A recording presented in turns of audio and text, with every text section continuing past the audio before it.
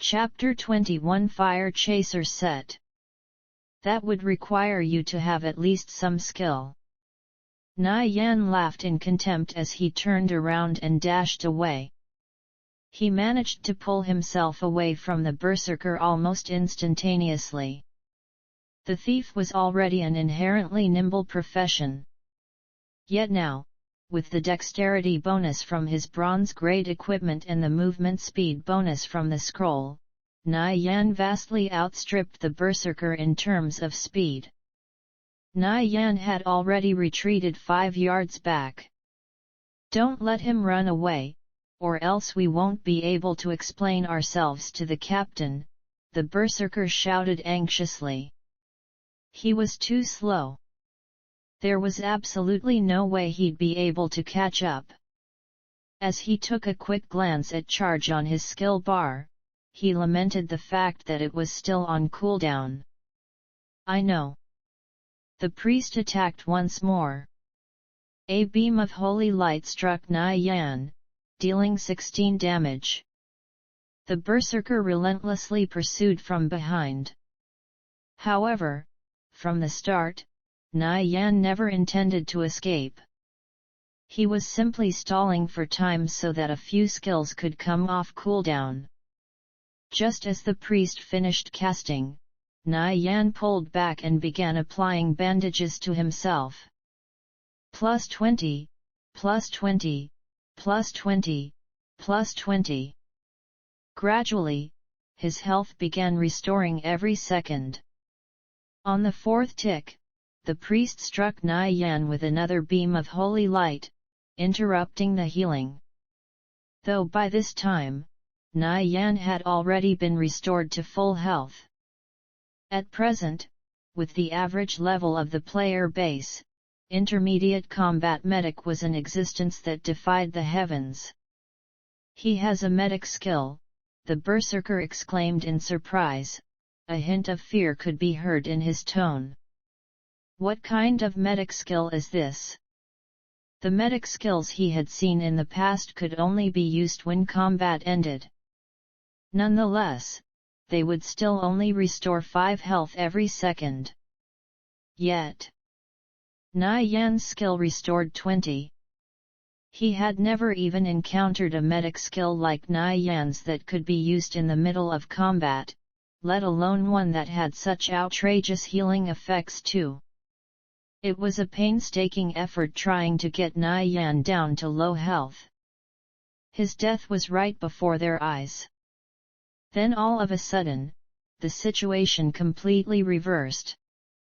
By now all of Na Yan's skills had come off cooldown. The corner of his lips faintly curved into a smile. "Now it's your turn." He turned around and dashed in the direction of the berserker. The berserker's complexion turned deathly white as he watched Na Yan pounce towards him. Hurriedly, he raised his sword in an attempt to resist. Na Yan at full health could kill their captain even while being attacked on 3 sides. Now that Dian King was dead, how could just the 2 of them possibly be a match for Na Yan? The dagger in Na Yan's hand sliced in a wide arc, then suddenly changed direction mid-slash. Concussive strike. Thwack! The berserker's great sword crashed into Na Yan's chest. At the same time, the pommel of Na Yan's dagger hit the berserker directly on the forehead. The berserker sunk into a dazed state. Assassinate! Na Yan plunged the dagger into the berserker's chest. He then followed up with Vital Strike, sending the dagger even deeper into his target. Instantly, the berserker lost the greater portion of his health. Seeing the berserker about to come back to his sense, Na Yan circled behind him and used Smothering Strike, putting him in a dazed state once more.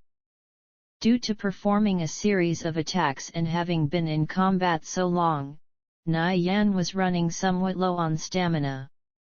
Taking a deep breath, he plunged his dagger into the berserker's back.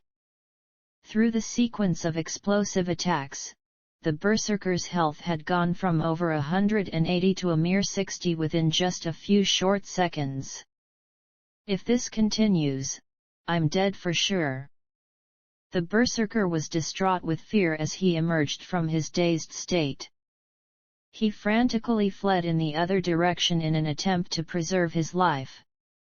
If the Berserker had turned around and attacked Nai Yan, he might have still been able to cause some damage. However, he chose not to because he was self-centered and cowardly. Instead, he panicked as soon as he saw his health was low, desperately running for his life just because he was afraid of losing a piece of equipment upon death. You think you can escape? Nai Yan pursued, effortlessly arriving behind the Berserker's back. He raised his dagger, then successively slashed his opponent several times in the back. 23. 21. 16. Arg! Damn it! The Berserker cursed as his health fell to 0 and his vision faded to black. His body collapsed and landed flat on the ground. Just a moment later, a piece of equipment dropped from his corpse. Hat! It's finally your turn. Nai Yan dashed towards the priest after picking up the Berserker's dropped equipment. He had taken quite a sore beating from this priest. From the time he was fighting Dian King up until the Berserker just now, this priest was constantly firing off attacks at him like a buzzing fly. Seeing the Berserker collapsed on the ground, the priest stared out foolishly. How did he suddenly become the only one remaining in the blink of an eye? He was just a low-level priest who hadn't even learned any healing skills. How could he possibly be a match for this thief? The priest turned his back and broke into a mad sprint. At that moment, he had completely thrown away any thoughts of trying to fight Nai Yan. No matter what course of action he took, he would still end up dead. Therefore his first instinctual reaction was to flee for his life. Nai Yan was already in pursuit. Mage professions like this priest were inherently rather slow, so where could a priest like him possibly escape to? As Nai Yan slashed in quick succession, his dagger easily tore through the priest's cloth armor. 31. 32. 32. Several damage values floated above the priest's head. Before he had even made a few steps, his body fell forward and collapsed on the ground. Nai Yan walked up to the priest's corpse and picked up the piece of equipment that dropped. The equipment the priest and Berserker dropped were rather ordinary 2 pieces of level 0 equipment that were both white grade.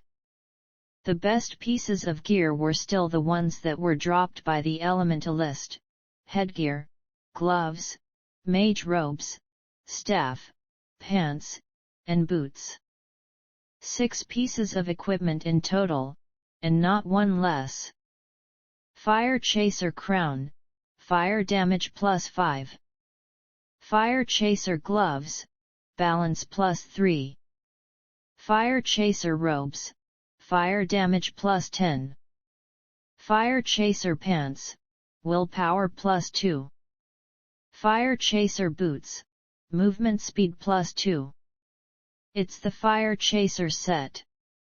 No wonder that Elementalist's damage was so high. The equipment for this set came from the level 3 instance, Black Flame Forest. Before level 5 instances were released, this set was regarded as the best possible equipment for mages that focused on fire magic. Of course, because it was good, the set pieces had a rather low drop rate. It would take at least 4 or 5 runs through the Black Flame Forest to collect all the pieces required to complete the entire set. Besides the Fire Chaser set, there was also a silver grade level 0 tempered blue staff. It had the additional properties of magic +3 and elemental damage +5. Nai Yan reckoned that Dian Kang's intestines were now green with regret. Even if Dian King continued killing Tang Yao and his party members until they dropped back to level 0, it still wouldn't be worth losing every single piece of equipment on his body. Not bad, he even had a silver-grade staff, Nai Yan thought to himself. If he were to put this staff up for auction, it would at the very least sell for 3 silvers. This bronze-grade fire chaser set can be equipped by both elementalists and arcane mages because both of these professions have fire magic. Elementalists are able to control the fire elements, whereas arcane mages are able to control arcane fire. Nai Yan could gift Tang Yao this fire chaser set as a present. As for the silver-grade staff, Tang Yao wasn't able to use it. As such, Nai Yan thought about selling it and using the money for other expenses. If not, he could always exchange it for 1 or 2 pieces of equipment instead. Where are you right now? Tell me your coordinates. 231.395.285, there's a cave in that area where level 5 monsters spawn inside. I'm in that cave right now, hiding in a corner and afraid to come out. I killed 3 members from the Radiant Sacred Flame Guild. One of them was called Dian King or something. You killed Dian King? You're not lying to me, are you? That bastard was too damned overpowered. He took out 3 of my party members all by himself. With his magic damage, a single fireball was able to take out half our health. To Tang Yao, Nai Yan killing Dian King was an amazing and unimaginable outcome. The guy's name was marked in bright red. He dropped every single piece of equipment from his body when he died. Here, this is his equipment. It's the Fire Chaser set. I'll give it to you as a gift. Brother, I was lucky to have you watch out for me in my past life. I've burdened you with much too many things. Before I even got to repay you back, I ended up reincarnating. Brother. In this life, I'll be the one to watch out for you instead. Nai Yan inwardly thought as he shared the Fire Chaser set with Tang Yao. Tang Yao's mouth was agape. His face was filled with surprise as he stared at the equipment Nai Yan shared with him. This isn't real, right?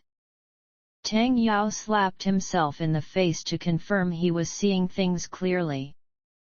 This set, are you sure you want to gift this to me? Tang Yao naturally knew what this Fire Chaser set signified. It was only possible to get this set after running the Black Flame Forest 4 or 5 times.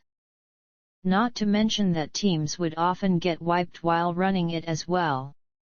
If he were to wear this set and enter an instance with another party, then it could be said that from the value of this set alone, it was certain that those members would rush to recruit him into their team. Do you think I'm making fun of you or something? Nai Yan scolded Tang Yao and laughed. Even if I die today, it'll still be worth it.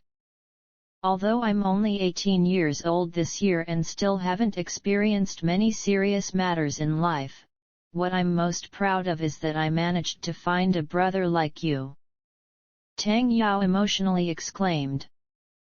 He naturally understood Nai Yan's financial situation. This Fire Chaser set, if Nai Yan were to put it up at a transaction platform for real money, the price he'd fetch would be quite considerable.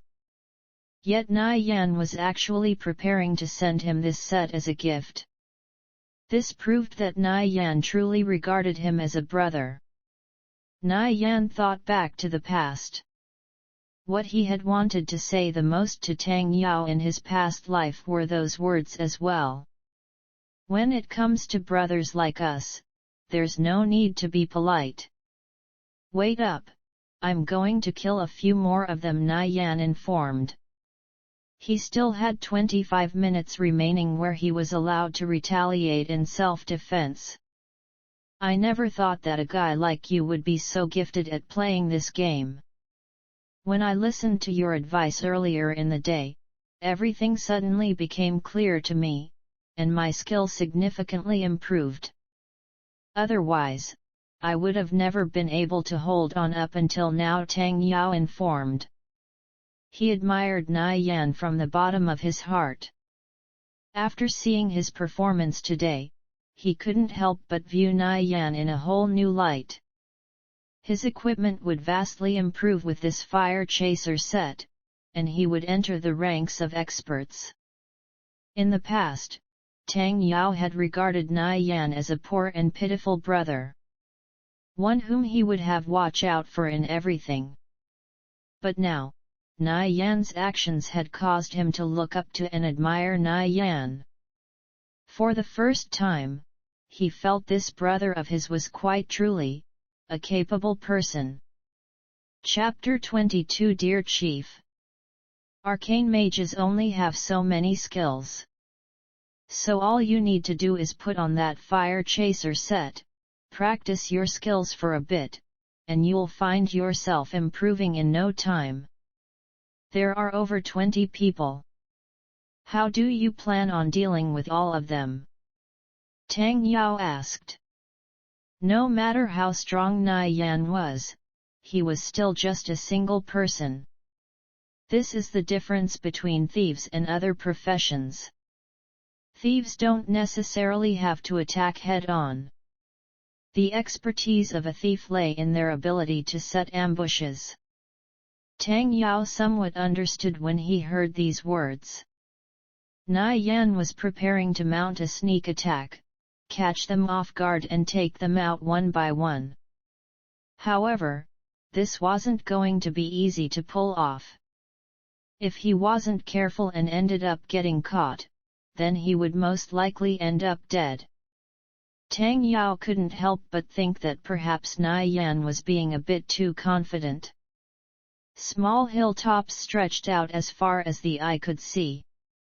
They were covered in dense thickets of trees and strangely shaped boulders that towered over the landscape. Small streams flowed at the base of each hillside, where dense amounts of stone and rubble could be seen littering the nearby area. The terrain of this place was quite complicated.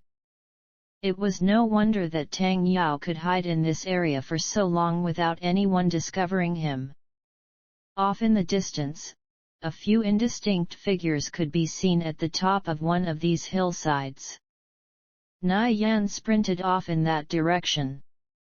Tang Yao was hiding within a cave on that exact hilltop. This group of scoundrels was rather unrelenting. They seemed to be fine wasting their time trying to completely exterminate Tang Yao's party, simply because a minor conflict had arisen between the two of them. They were truly too vicious, and the only reason they dared to act in such a way was because they noticed that Tang Yao's group didn't have a guild backing them up. Therefore, even if Tang Yao and his friends were killed off, they would have no one to bring up their grievances to. Today the Radiant Sacred Flame members were killing Tang Yao's group in order to make them drop a level. They did this with the intent of impeding their progress. This was to prevent Tang Yao and his party from becoming more troublesome when they leveled up in the future. Nyan traveled through the dense thickets. He was only around 100 meters away from the cave that Tang Yao was hiding in. I am not too far away from you.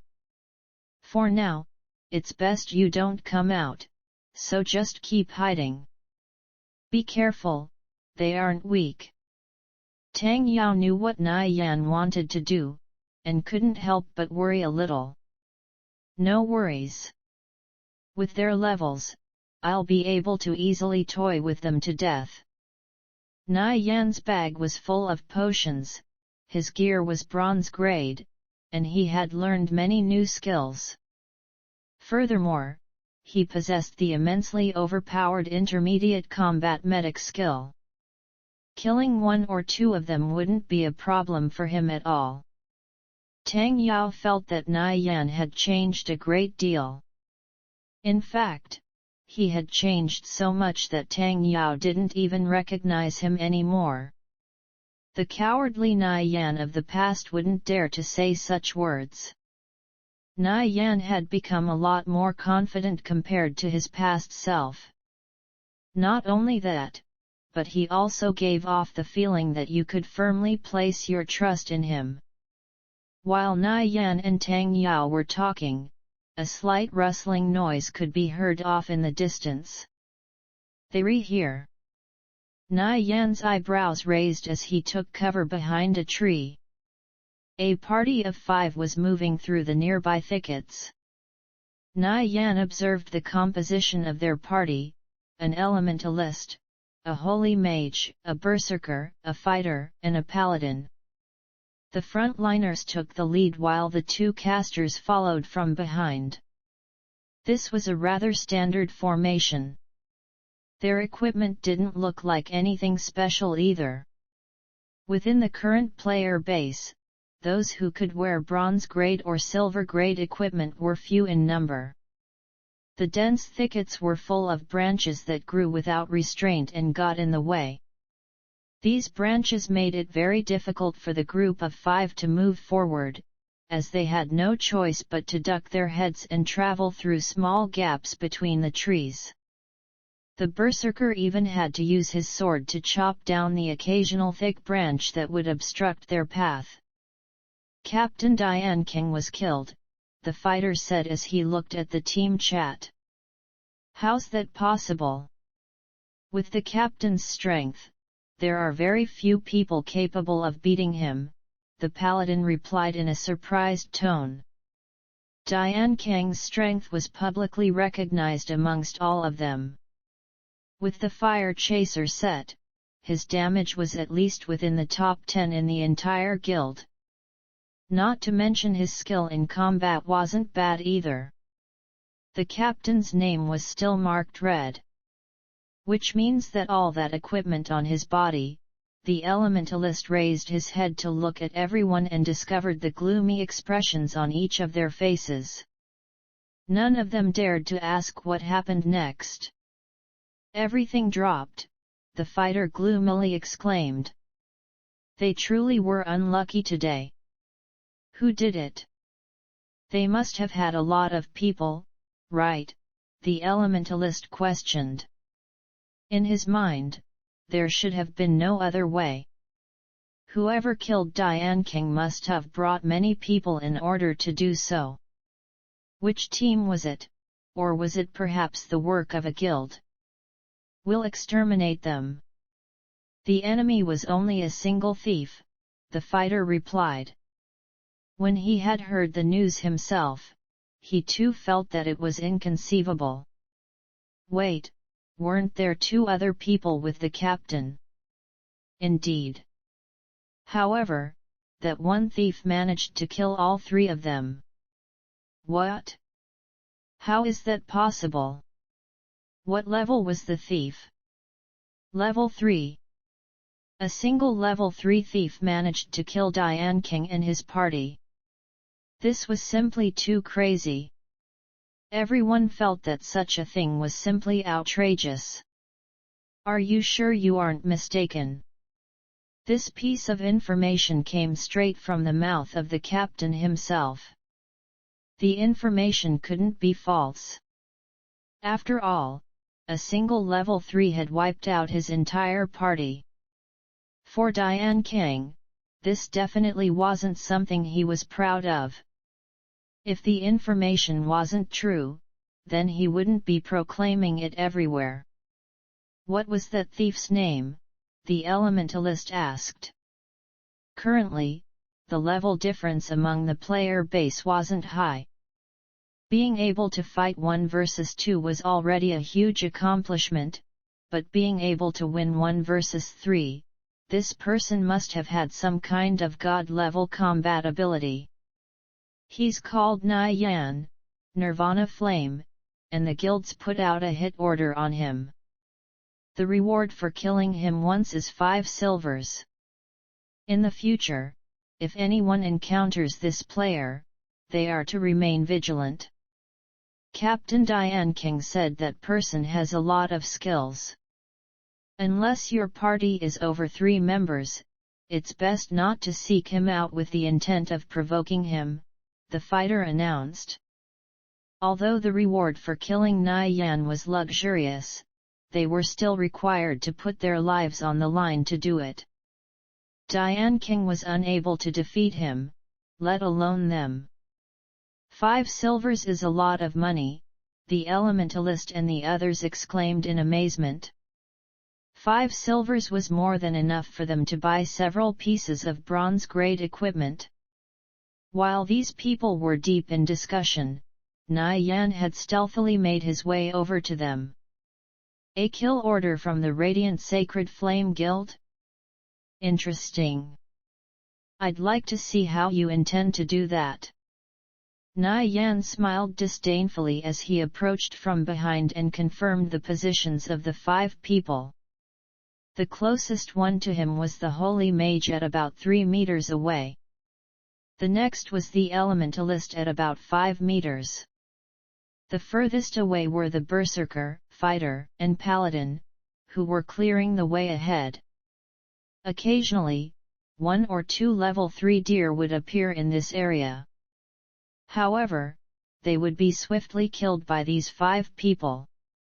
3 powerful members who could fight in close combat, along with 2 mages who had high magic damage made killing monsters especially quick. Nai Yan was waiting for the right opportunity as he leisurely followed them from behind. The holy mage seemed to have sensed something and turned his head back to look around. Nai Yan hurriedly hid behind a nearby tree. He hadn't activated stealth yet, instead, he was relying entirely on his own awareness. As he ducked away from this holy mage's line of sight, the shade from the tree concealed his body. The thief's innate concealing abilities would automatically reveal its effects. Everything was serene. The holy mage didn't discover anything strange. Could it have just been my imagination? There are monsters ahead. Hurry up and catch up with us. The elementalist turned his head and said to the holy mage who was lagging behind. Oh, all right, the holy mage replied, and quickened his pace to catch up. Hearing the conversation between those 2 people, Nai Yan's heartbeat jumped. His opportunity had arrived. He entered stealth and slightly accelerated his pace. There's a leader-class deer. Everyone be careful, the fighter yelled out as he raised his round wooden shield and slowly proceeded forward. We're not searching for that arcane mage anymore. We have no idea where that brat ran off to. In any case, the situation has turned out like this. Let's kill this deer chief first, then we'll discuss it afterward. As it was 5 of them versus a single deer chief, they expected an easy fight. A huge deer emerged from the thickets ahead. It had a build similar to that of a bison, and its entire body was covered in white spots. Immense antlers that resembled overgrown coral sprouted from its head. The deer lowered its head, its antlers reaching down past its knees, and prepared to charge. The moment the deer chief moved, the muscles in its forelimbs incessantly trembled, brimming with an explosive power. The moment it saw the fighter approaching, it lowered its antlers and issued a warning cry, then slowly began moving forward. Deer Chief, Level 3. Leader Class Monster. Health, 200/200. Are you guys ready? The fighter nervously shouted back to his allies. His wooden round shield and the deer's antlers were only a few meters apart, yet he was still able to feel the powerful and imposing pressure that emanated from this deer chief's robust body. Ready! We have to kill this deer chief before Fei Jia, Xiaku, and the others arrive, the fighter instructed. If the 5 of them killed this deer chief now, then the loot would be distributed evenly amongst the 5 of them. However, if the others were to arrive, then they wouldn't receive much after distributing it evenly.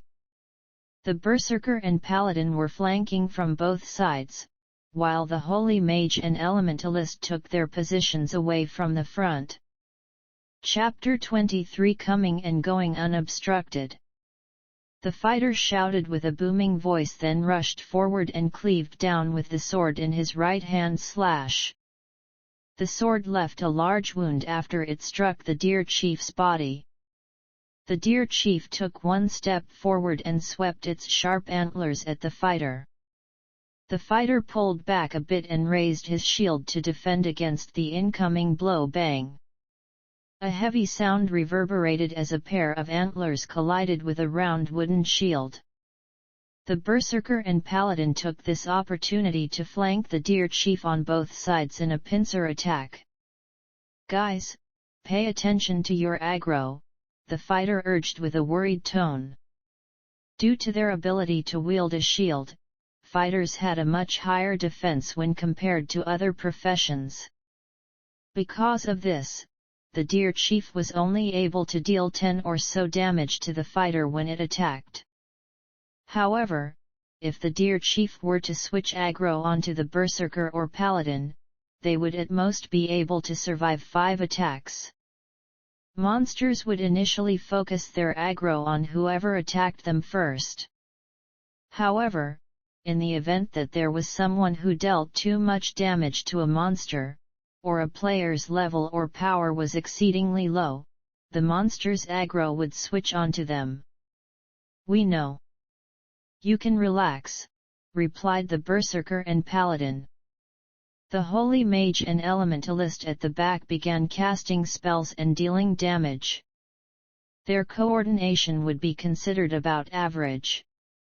It seemed that killing the deer chief within the next few moments wouldn't be a problem for them.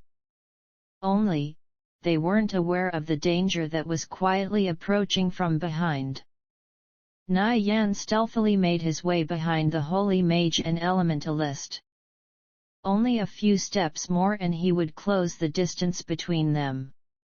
The 2 mages were standing quite close to each other, and their attention was focused entirely on the deer chief. It appeared that the deer chief would be dead within the next 30 seconds. The party members were filled with an endless amount of excitement when they thought about all the loot they would receive. Before Nai Yan's eyes, the heads of the Holy Mage and Elementalist were completely exposed.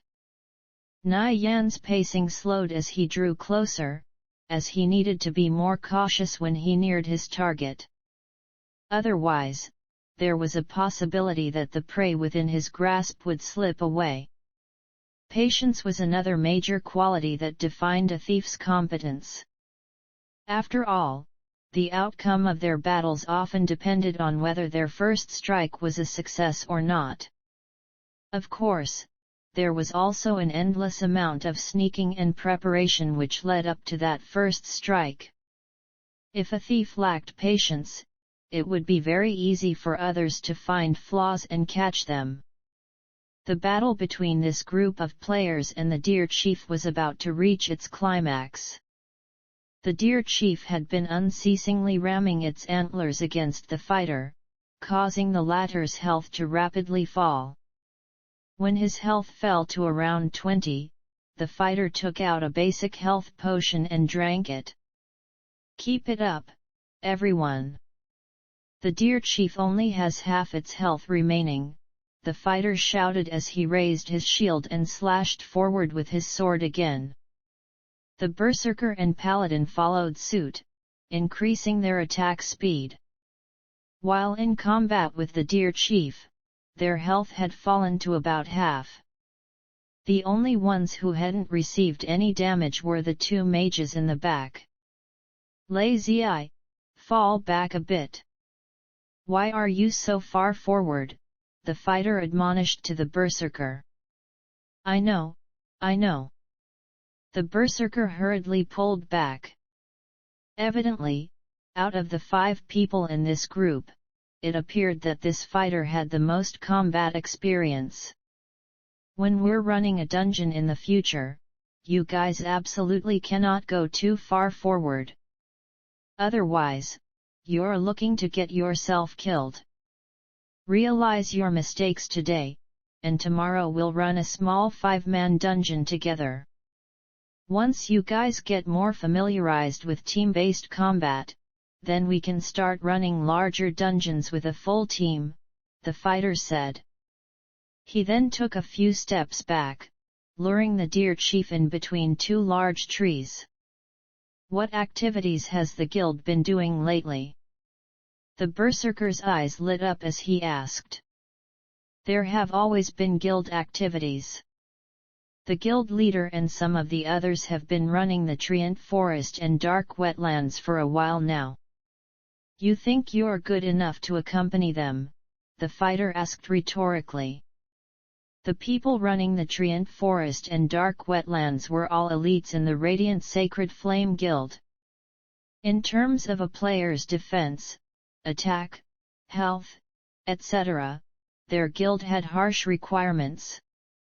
So unless a player's equipment reached a certain level, or they had good skills, there was basically no chance that they would be allowed to run a dungeon with the elites. In other words, this group of 5 shouldn't even dream of going. There's no level 2 dungeons? You know, like the Moose Rat Cavern or Skeleton Cave, the berserker asked. These dungeons were also 20-person instances. They were easier and the equipment that could be looted wasn't bad either. Which was why running one of these dungeons would help them upgrade their equipment in preparation for the higher-ranked ones. The guild leader will be organizing something in a few days, so let's focus on raising our levels for now. Be careful and don't let your attention wane. But for now, let's get rid of this deer chief. Who knows? It might drop some decent equipment. The fighter took 2 more steps back. His retreat was firm and stable. The holy mage and elementalist copied him and retreated a few steps back as well. Nai Yan noticed the opposing fighter was rather decent. His ability to pull aggro was quite good. As soon as he noticed the deer chief was about to switch its aggro, he would strike it with his shield and attract its attention again. With its aggro constantly being attracted and pulled, the deer chief was unable to display its full fighting strength. Were it not for this fighter, this team wouldn't have stood a chance against this level 3 deer chief. Nai Yan's movements were extremely cautious in order to prevent being detected by the holy mage and elementalist. However, they unexpectedly started retreating back towards him. For fuck's sake! Nai Yan thought. The holy mage had already retreated back to where he was hiding. Nai Yan raised his dagger and struck down, aiming at the back of the holy mage's head. Smothering strike.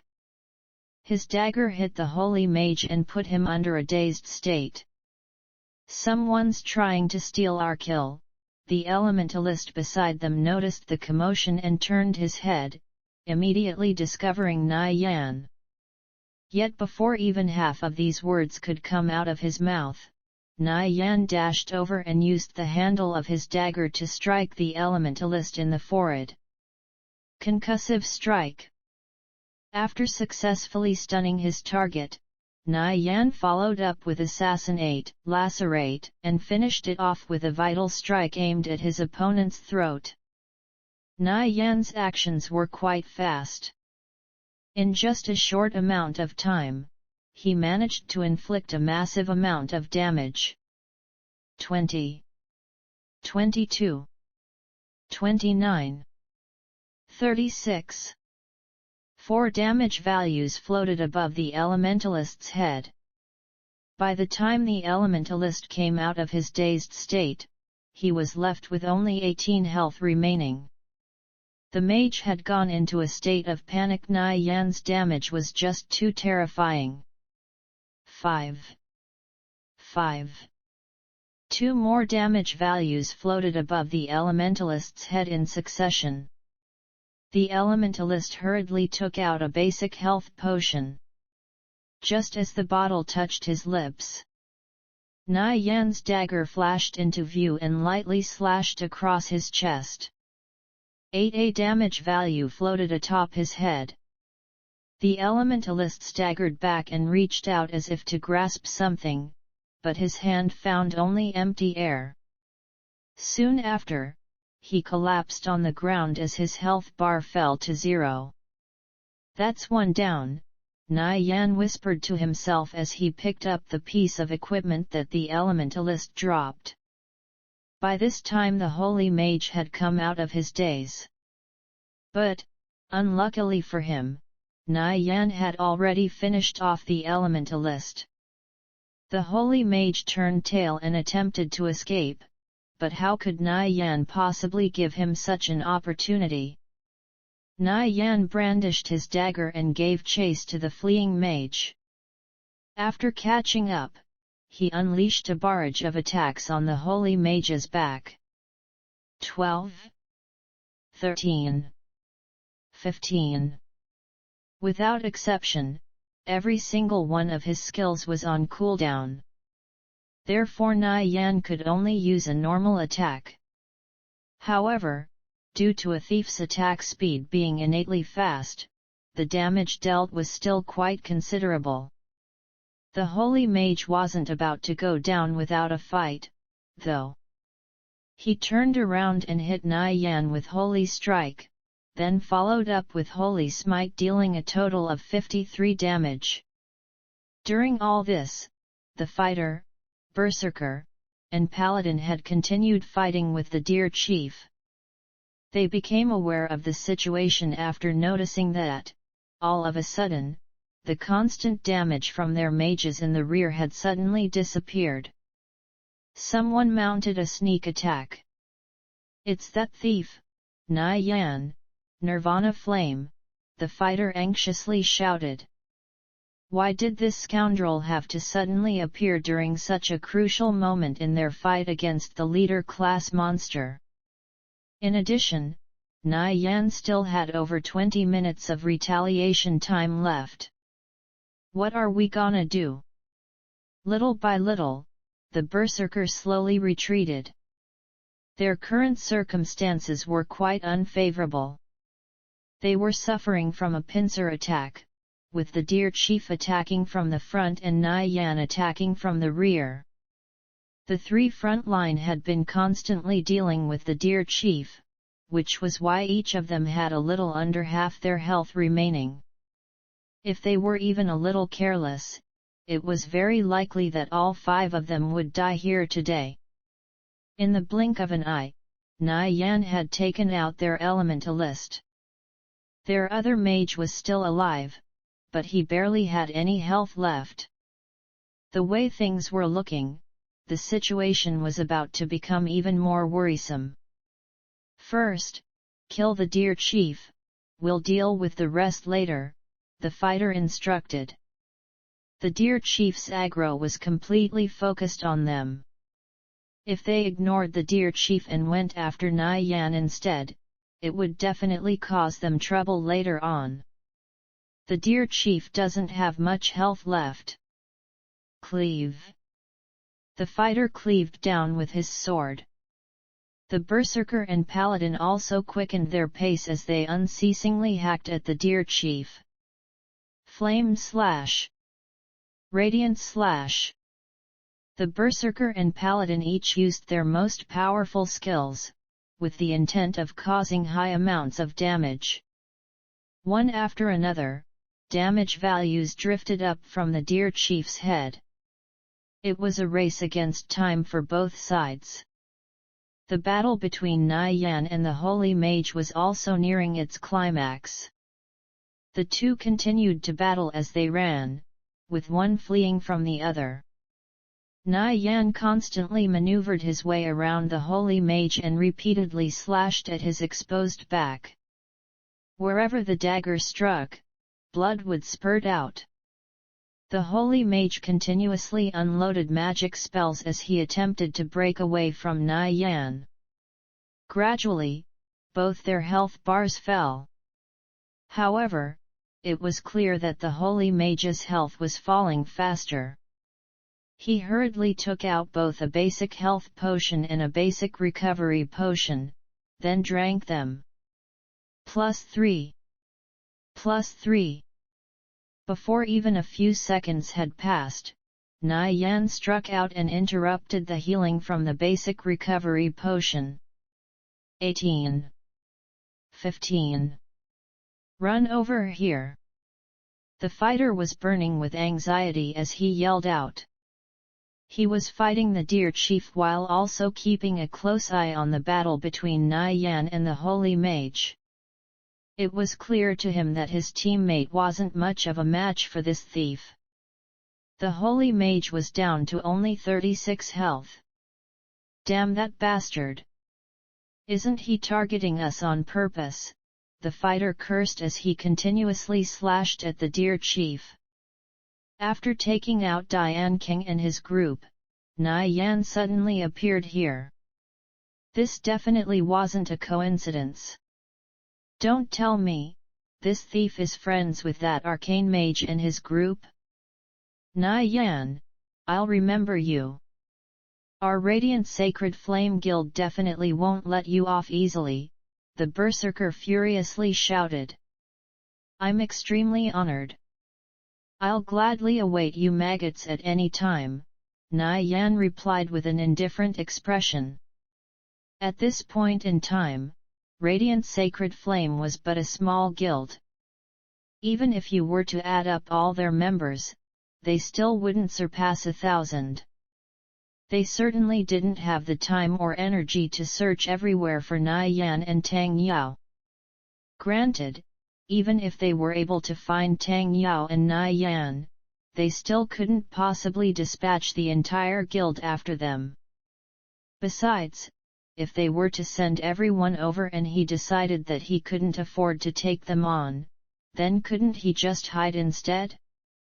In the past, Nai Yan had single-handedly caused the 5 guilds under the Cao Su financial group to scramble after him. Even their several 100,000 people were incapable of dealing with him, so why would Nai Yan fear a small fry like Radiant Sacred Flame Guild? Not to mention that the reincarnated Nai Yan was definitely much more difficult to deal with than the Nai Yan from the past. So what was there for him to be afraid of? Even if your backup arrives, they'll simply be sending side dishes, Superscript 1 Nai Yan said with contempt. He stabbed his dagger into the Holy Mage's chest, finishing him off.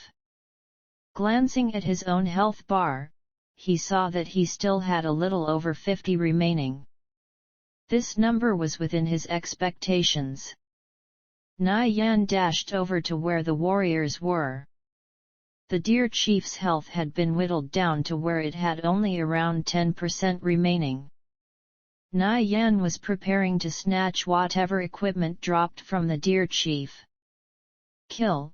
The fighter furiously yelled while using shield strike to push the deer chief back. Suddenly, the deer chief started to waver. Linear slash! The berserker tightly gripped his great sword and slashed at the deer chief. 15. A damage value floated above the deer chief's head. It was a critical strike. The deer chief let out a miserable whine and then collapsed. The fighter quickly bent down, picked up the item that the deer chief dropped, and threw it into his bag. I was just a step too late. Nai Yan halted his movements upon seeing the fighter pick up the loot, and then began retreating back. The fighter only had a quarter of his health remaining, the berserker had about 40%, and the paladin had 35%. Although they had low health, facing these three close combat professions together certainly wasn't as simple as it seemed. Not to mention his dagger wouldn't do much damage against professions with thick armor such as the fighter. I can't deal with the three of them. I'll be better off not taking this risk, Nai Yan thought to himself. The fighter and the two others weren't willing to take such risks to block off Nai Yan either, as they didn't have much health remaining.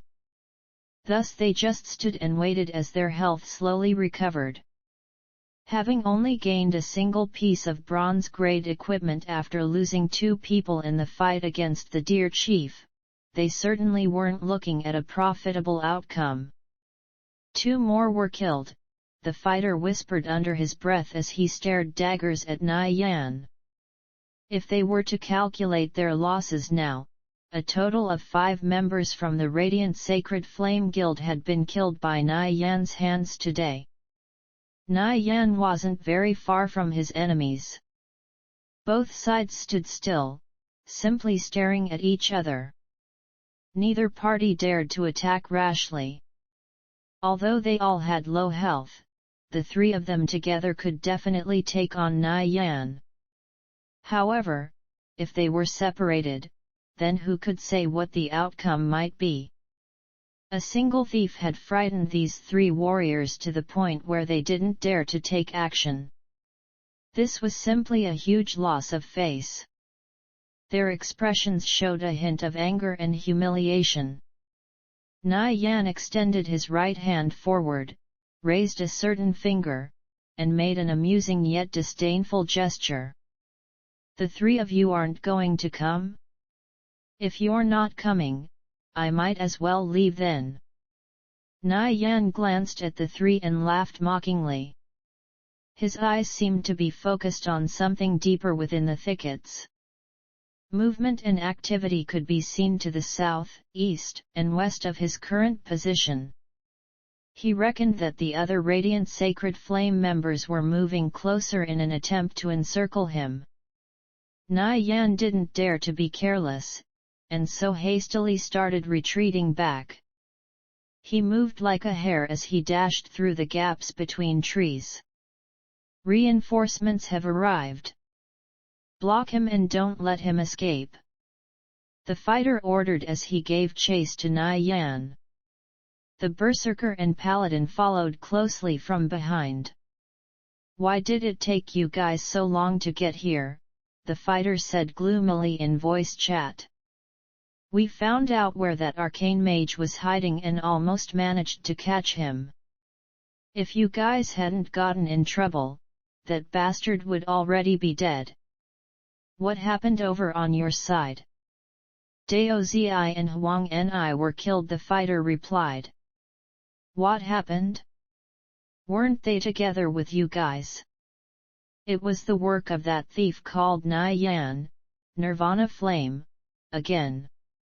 He mounted a sneak attack against us and killed Dao Zi and Huang Ni, the fighter explained. He hid the fact that he and his party members had been fighting a deer chief at the time. Fuck, it's that damn thief again. They had never met such a powerful thief before. Moreover, this scoundrel had been specifically targeting them this whole time. I reckon he's friends with that group of people we killed earlier. He escaped north. Let's chase him. Several figures made their way through the gaps in the thicket. Nai Yan was quite fast. In the blink of an eye, he had already put a large distance between himself and his pursuers. Up ahead, several silhouettes emerged from the trees and flanked him on both sides. He couldn't go any further forward, and the fighter and the others were pursuing him from behind. No matter where he ran, he would definitely end up surrounded. Seeing no escape route, Nai Yan hid behind a tree and entered stealth. The fighter, Berserker and Paladin, who were pursuing from behind, met up with the several figures who appeared up ahead. "What happened? Where is he?" asked the fighter. He scanned the surroundings and found naught but trees and empty space. Where had Nai Yan disappeared to? Did he run off? I think he went into stealth. Let's stay here and search. The players spread out and began searching every nook and cranny in the surrounding area. Nai Yan maintained his breathing and made his way out while still under the effects of stealth. However, people from the Radiant Sacred Flame Guild were everywhere, which meant that the crisis was still unabated. "Where are you? What's the situation?" Tang Yao asked through the voice call. "I killed another two," replied Nai Yan as he glanced at his knapsack. Although there were 2 new pieces of equipment inside, they weren't anything special. Even if he put it up for auction, it would only sell for a few coppers at most. "Awesome! Brat, I'm impressed!"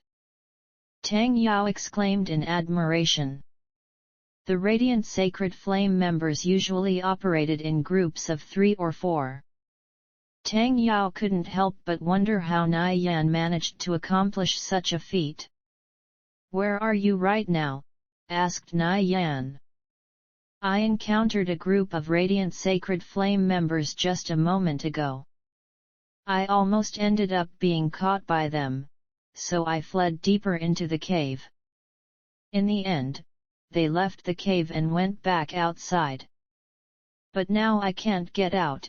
There are level 5 monsters everywhere and they've got me trapped," replied Tang Yao. He guessed the reason why those Radiant Sacred Flame members left was to deal with Nai Yan. This meant Nai Yan had indirectly saved his life. However, the problem was, he was currently in an even more dangerous predicament. The deeper parts of the cave were filled with level 5 rock spiders. If he was even a bit careless, he would most likely lose his life. "Just stay put. I'll give you a return scroll when I get there." Having a return scroll would make things a lot easier, but can you even get here? The passage is completely blocked by rock spiders now. "We'll deal with that later. There's a bit of a problem over on my side, so I'm gonna hang up first." Superscript 1. So the side dishes part is a pun because the Chinese slang for noob is the same character as vegetable/side dish. Nai Yan is basically saying that, even if they send more people, they're all noobs and are going to be food, equipment dropped, for him. Chapter 24 Rock Spider Cave. Nai Yan hung up the call.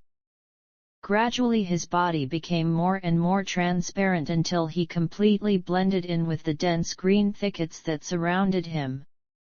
He carefully observed the players who were constantly passing by. Several of these players ran straight past Nai Yan, yet not a single one noticed his presence. "I couldn't find him. Where the hell could he have gone?" "Forget about it. He's probably already escaped by now," the berserker named Lazy Eye suggested. A slight fear still lingered in his mind, urging him to leave. After all, ever since Nai Yan had appeared they were always the ones being attacked, never the ones attacking. By now the number of dead on their side totaled 5 people, yet they weren't even able to touch a single hair on their opponent's body. He was an extremely dangerous individual, and it definitely wasn't worth the risk to continue chasing him down like this. What if they were unable to catch him and were killed instead? What about that arcane mage, Yao Zi? We chased him into the rock spider cavern. When that thief Nai Yan appeared we were called over to help catch him, so we couldn't chase that arcane mage any longer.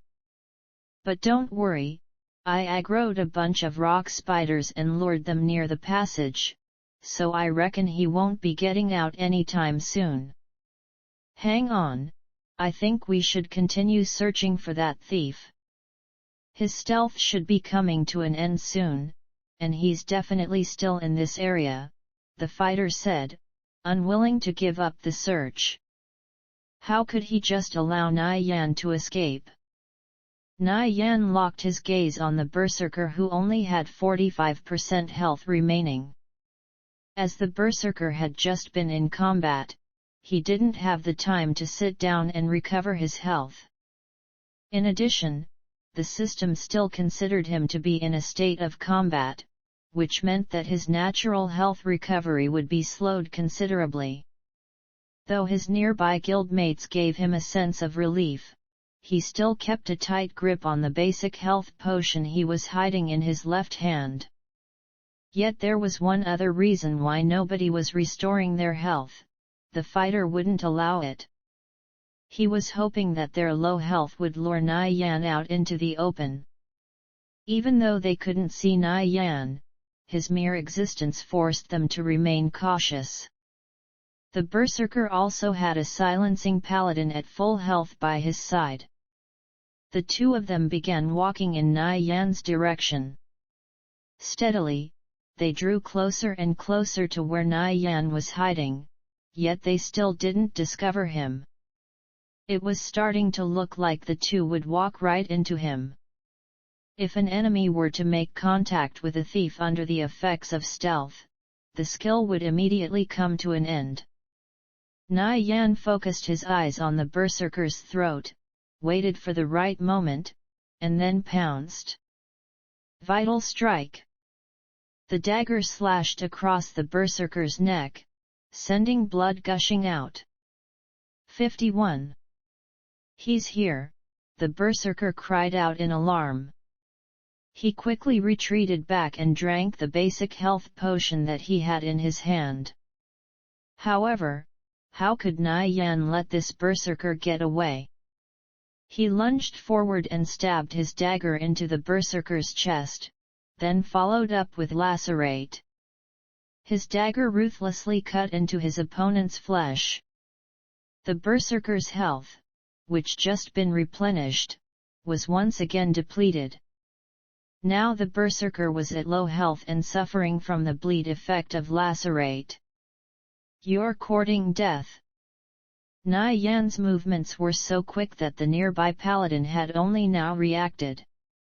He charged towards Nai Yan and slashed down with his sword, which was burning with a radiant splendor. Nai Yan had planned on continuing to pursue the berserker, but the paladin coming up from behind forced him to change his plans. Nai Yan's max health wasn't very high, so he didn't dare neglect the oncoming attack. Without a further thought, he dodged to the side, avoiding the blow. The paladin quickly put himself between Nai Yan and the berserker, saving his teammate's life. Where is he? He's over there. All of the 10 or so members of the Radiant Sacred Flame Guild who were in the surrounding area came rushing over. Several of them shot spells in Nai Yan's direction.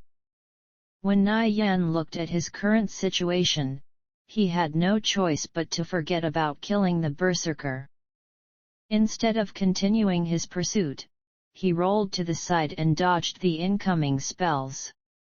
By the time he stood up, the berserker had already run away. Bang! Bang! Bang! Nai Yan's location was bombarded with spells. Most of them missed their target and harmlessly exploded off the surrounding trees. However, one of them managed to hit Nai Yan. 23. With the nimbleness of a hare, Nai Yan madly dashed through the thickets and quickly put more than 20 meters between himself and the mages behind. He would soon be out of their attack range. At this moment, the berserker who thought he was a safe distance away from the combat was actually not all that safe. Damn it, I'm bleeding, the berserker gloomily cursed. His basic health potion was still on cooldown, so he had to resort to drinking a basic recovery potion. However, not even the healing from the potion could overcome the constant damage from bleeding. 5 plus 3, 5 plus 3, 5. In the end, his struggle was futile. 5 seconds after drinking the potion, the berserker's health fell to 0 and he died. With his death, Nai Yan had taken out yet another one of the Radiant Sacred Flame Guild's members. However, the berserker suffered a bit of injustice in his death. Unlike the others who died in combat, he just watched as his own health bled out until he died. The fighter felt a slight chill run down his spine. This thief by the name of Nai Yan, Nirvana Flame, truly was just too terrifying. They had no way of restraining him.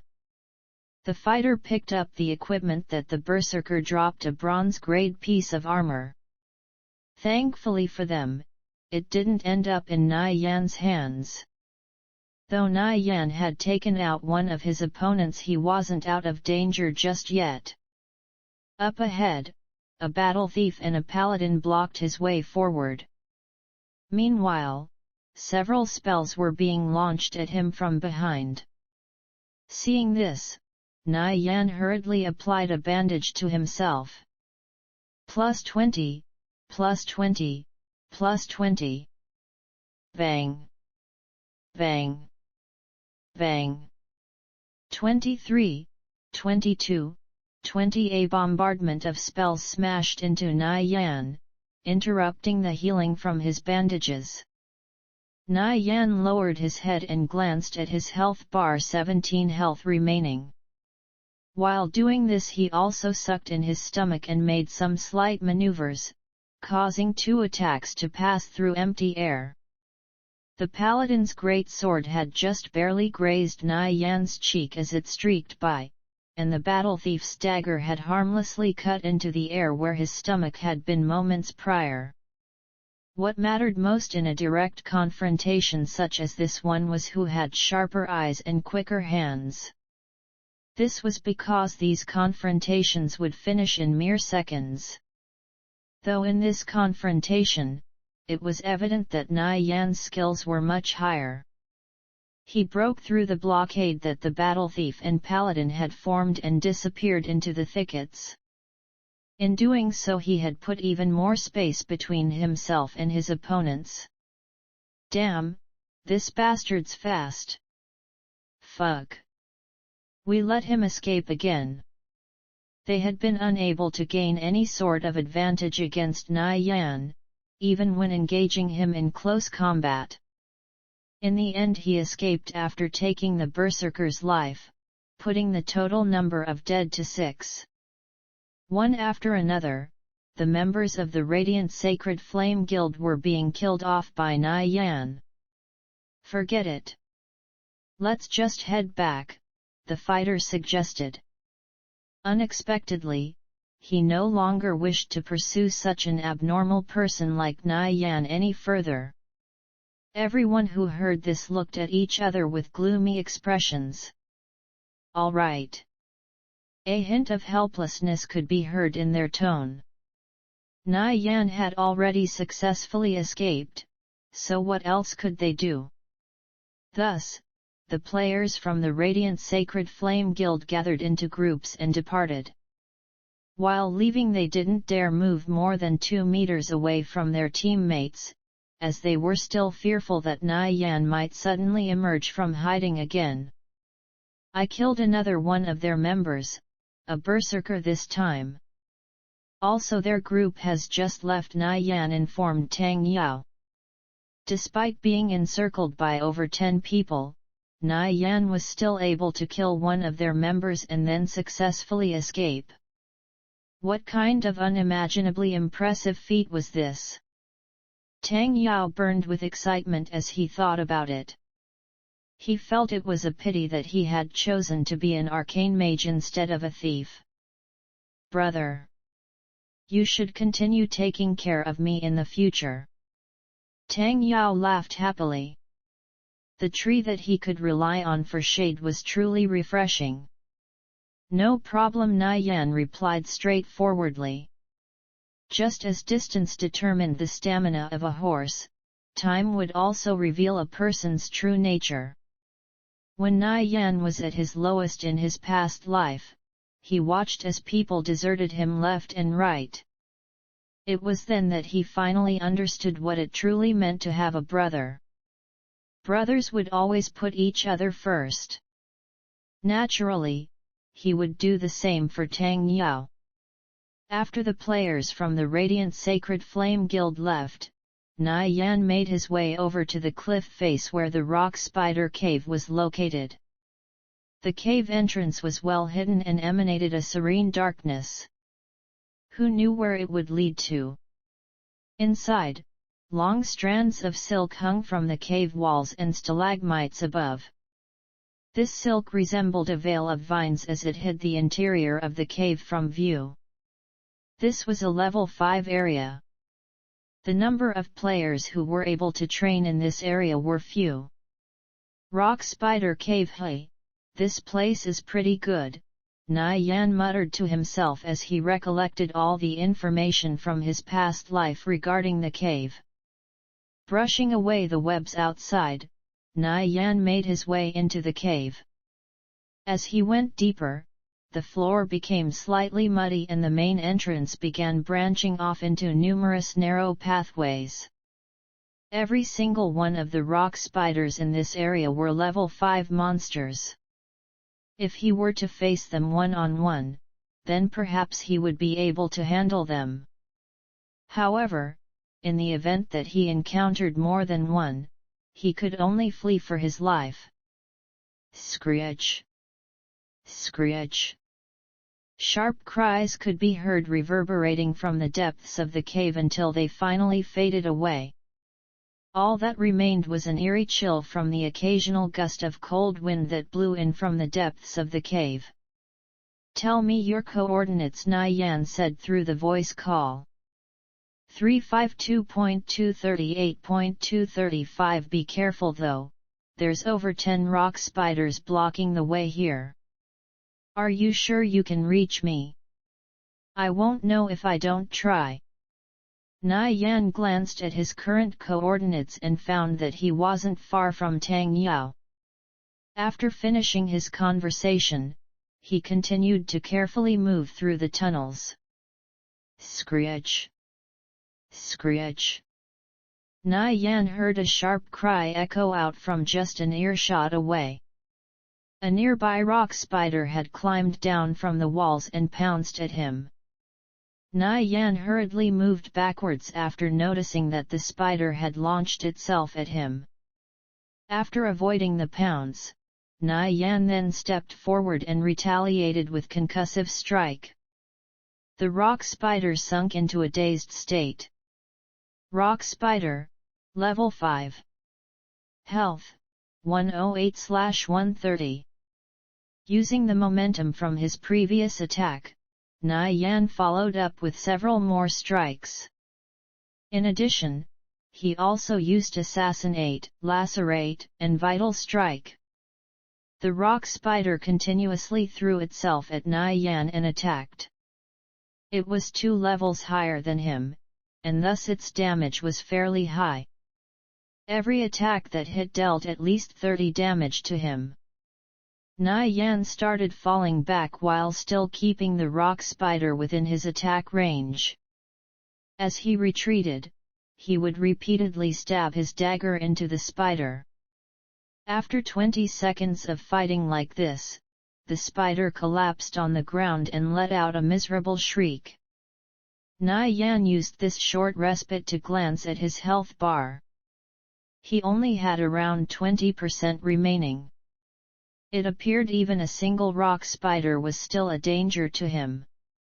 However, there was one upside to fighting them: rock spiders granted a great deal of experience upon death. Each spider gave 280 experience. The amount alone was quite generous.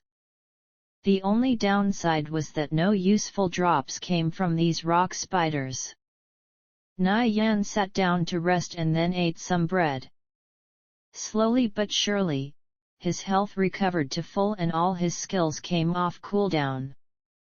With his health recovered and skills once again ready for use, Na Yan stood up and continued advancing into the darkness of the cave. Up ahead, he noticed 3 rock spiders moving about. After observing the location of each spider, Na Yan took out his crossbow. He moved close to the nearby wall and aimed at the closest rock spider. Whoosh! Whoosh! Whoosh!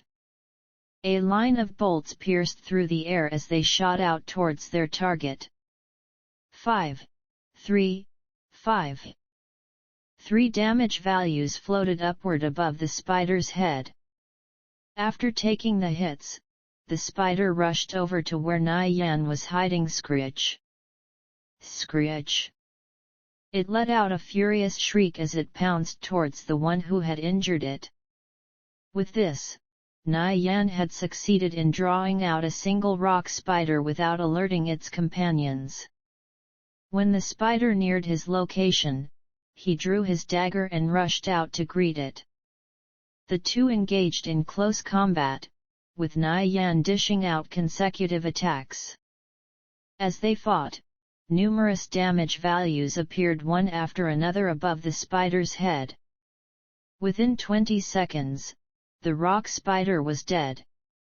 Surprisingly, this spider had dropped something. Na Yan walked over and picked up the loot, a single copper. After waiting for his health to recover, Na Yan used his crossbow to draw out the other spiders and kill them one by one, just as he had earlier. Using this tactic, he continued to make his way forward. By the time he finally arrived at Tang Yao's coordinates, several more spiders had died by his hands. Up ahead there was a wide area where many tunnels intersected. In that area no less than 10 rock spiders could be seen wandering around. Na Yan didn't immediately rush in, instead he just observed the surroundings. It seemed as though passing through this area safely would be quite difficult. Especially considering that he might draw out more than one spider if he were to use his crossbow like before. 2 of them, hey. Can't say for sure if I'll be able to deal with them, Na Yan thought to himself. He did have one plan in mind, but it required the use of one of his bandages. There was a problem with this plan though, he didn't have many bandages left. Not to mention that a single intermediate combat bandage would cost him upwards of 20 coppers in materials. An average person would be hard-pressed to use even a single one due to the high cost. Chapter 25 Silver Chest. Numerous spiders had converged within the wide space where the tunnels intersected. They were constantly patrolling the area, which meant that their positions were ever-changing. Na Yan patiently waited for an opportunity to arise. He didn't need to wait long. About half a minute later, the spiders began congregating towards the center. It was then that Na Yan noticed there was one lone spider that had lagged behind. It loitered off to the side, not too far from where he was. Na Yan's eyes lit up, this was his chance. There was no time to lose. He raised his crossbow, aimed at the lone spider, and fired. Pa! Pa! Pa! 3 crossbow bolts lodged themselves into their target, enraging it. The spider immediately turned to face its aggressor and charged. Fortunately, none of the other spiders followed, thus, Na Yan welcomed its assault with open arms. When their skirmish reached its conclusion, the spider fell to the ground, dead. Na Yan walked over to its corpse and picked up the single piece of equipment it dropped as loot, a white grade level 5 dark leather thief tunic. The drop rates for equipment were extremely low regardless of which profession it belonged to the extent that prices for equipment always remained high. For instance, if this leather tunic were to be placed on the marketplace, it would sell for at least 6 or 7 coppers. Nai Yan tossed the leather tunic into his knapsack, then went back to waiting for another opportunity. Within the span of roughly 6 minutes, he had drawn out and killed another 3 spiders. Afterward, Nai Yan tallied up the remaining monsters and found that there were still 12 remaining.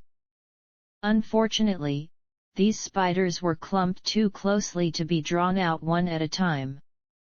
Nai Yan searched for quite some time but was unable to find a suitable position to repeat his earlier tactics. This seems to be the best position, though it's still a bit lacking. I suppose I'll give it a shot from here, though things might get a little dangerous. Nai Yan raised his crossbow once more and fired. Subsequently, 3 bolts were sent piercing through the air. 5, 5, 5. These bolts struck the body of a nearby rock spider. Screech! Screech! The spider furiously cried out as it charged towards the one who had harmed it.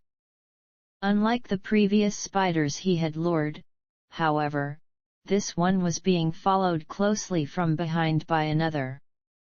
I aggroed 2 of them. Nai Yan's heart tightened as he made a hasty retreat back to one of the narrow tunnels within the cave.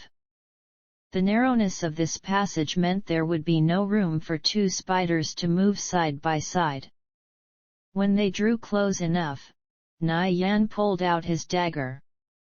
He directly engaged the rock spider he had aggroed first and unleashed a continuous chain of attack upon it. The spider repeatedly lunged at Nai Yan. One after another, a line of damage values floated up above Nai Yan's head as they exchanged blows. 92%, 87%, 72%. Slowly but surely, Nai Yan's health continued to fall. While in combat, Nai Yan made sure to maintain awareness of both his surroundings and the positioning of his footsteps.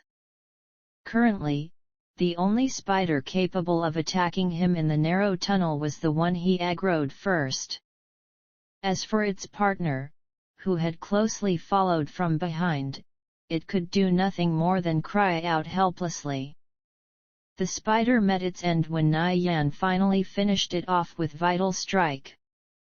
He glanced at his health bar. Around a quarter of his health remained, then quickly retreated back from his current position. Almost immediately after the first spider was killed, its ally who had been helplessly crying from behind lunged forward. Seeing this, Nai Yan hastened his retreat and began applying a combat bandage. +20, +20, +20. With each passing second, his health was being restored by a large amount. The rock spider repeatedly lunged at Nai Yan as the latter dodged and leaped back in retreat. However, he soon reached an impasse. Approximately 5 meters behind him, there was another spider. If Nai Yan were to continue moving like he was, then it would undoubtedly be aggroed. Thus, retreating was no longer an option. By this time, his health had been restored to 80%, so he raised his dagger and ran forward to face the spider head-on. The 2 parties finally met and clashed. Unfortunately, all of Nai Yan's skills had yet to come off cooldown. Met with such a situation, all he could do was lash out with regular stabs and slashes. After evading the spider's lunge, Nai Yan would step forward and counter with successive attacks. Under the barrage of violent attacks from the spider, Nai Yan's health was quickly dropping. Whereas the spider currently had over 60% of its health remaining, Na Yan only had a third left. In the end, the damage that could be dealt with regular attacks was rather limited. After all, thieves were a profession that relied heavily on their skills to deal damage. 20 seconds later, Assassinate, Lacerate, and Vital Strike had finally come off cooldown. For Na Yan, this was undoubtedly a great boon. Not even a moment later, the rock spider came leaping forward while baring its fangs. "This is my chance." Na Yan slipped his dagger past the spider's legs and aimed directly for its head all while it was still leaping through the air. After his dagger was implanted deeply within the spider's eye, Na Yan used the momentum to ruthlessly slash outwards, causing a thick green liquid to ooze from its mutilated head. Despite this, the rock spider still managed to use one of its legs to pierce through Na Yan's shoulder, dealing 33 damage and sending a number floating above his head. Na Yan quickly glanced at his health bar and found that he had a little over a tenth of his health remaining. That was dangerous. Plus 30. He had hastily pulled out a basic health potion and gulped down its contents. His last hit with Vital Strike had taken out 39 points from the spider's health, but the fight still wasn't over. The rock spider dashed towards Na Yan with the intent of ramming into him.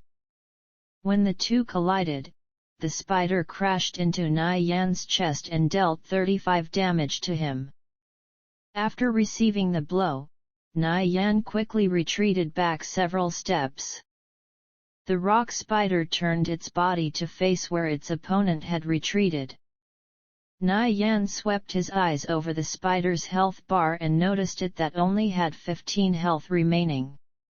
In comparison, after drinking the basic health potion and taking the spider's attack directly, he barely had a tenth of his health left. Right now, if one of the spider's attacks were to even slightly graze him, then he would likely meet his end. He quickly took several more steps back as the spider lunged in pursuit. If he were to engage this spider, and if their battle was to be anything like the last, then it would be a mutually assured destruction. 5. As the spider pounced forward, 2 damage values popped up above its head one after another. In its final moments, the spiders raised its forelimbs and attempted to stab Na Yan as its lumbering body descended forward. Na Yan instantly reacted and dodged the spider's final attack by rolling crash. The spider's body smashed into the ground beside him, creating a large pit in the earth. If he had been just a millisecond too slow, then he would have been struck by that attack. Na Yan broke out into a cold sweat as he thought of how he had just narrowly escaped death. 5. Finally, the spider's health had been bled dry. The legs that had been struggling to get up earlier suddenly lost all their ability to support the main body, causing the spider to collapse to the ground. System, you've gained 280 experience points. The second rock spider had finally met its end. Using this short respite, Na Yan breathed a sigh of relief. Using both arms to support himself, he pushed his body off the ground and propped himself up against the cave wall. Soon, his health gradually started to recover. Pitifully, this spider hadn't dropped even a single item upon death. What's worse was that he had been forced to expend a combat bandage against a common mob like this rock spider.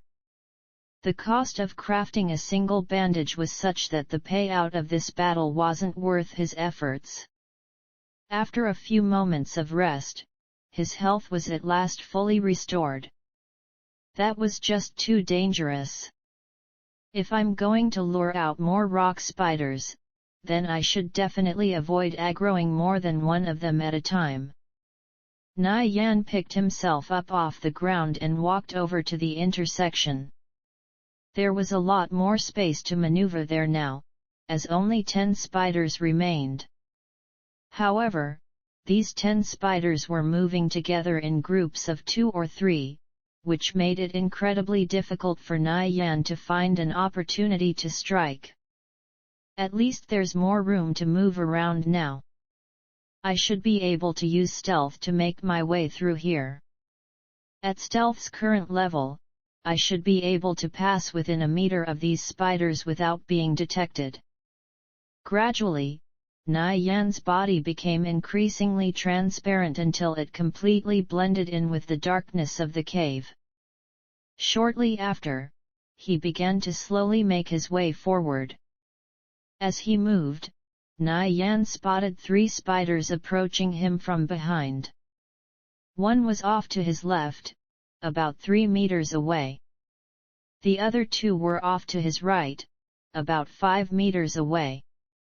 Na Yan carefully observed the positions of each spider and determined their patrol routes as he continued moving ahead. Suddenly, 2 spiders crawled until they were just 2 meters away from his current position. Seeing this, Na Yan quickly halted his footsteps. After a short period of time, the 2 spiders slowly moved on without having noticed his presence. While Na Yan was moving forward, he suddenly happened to spot something over in the corner of the room.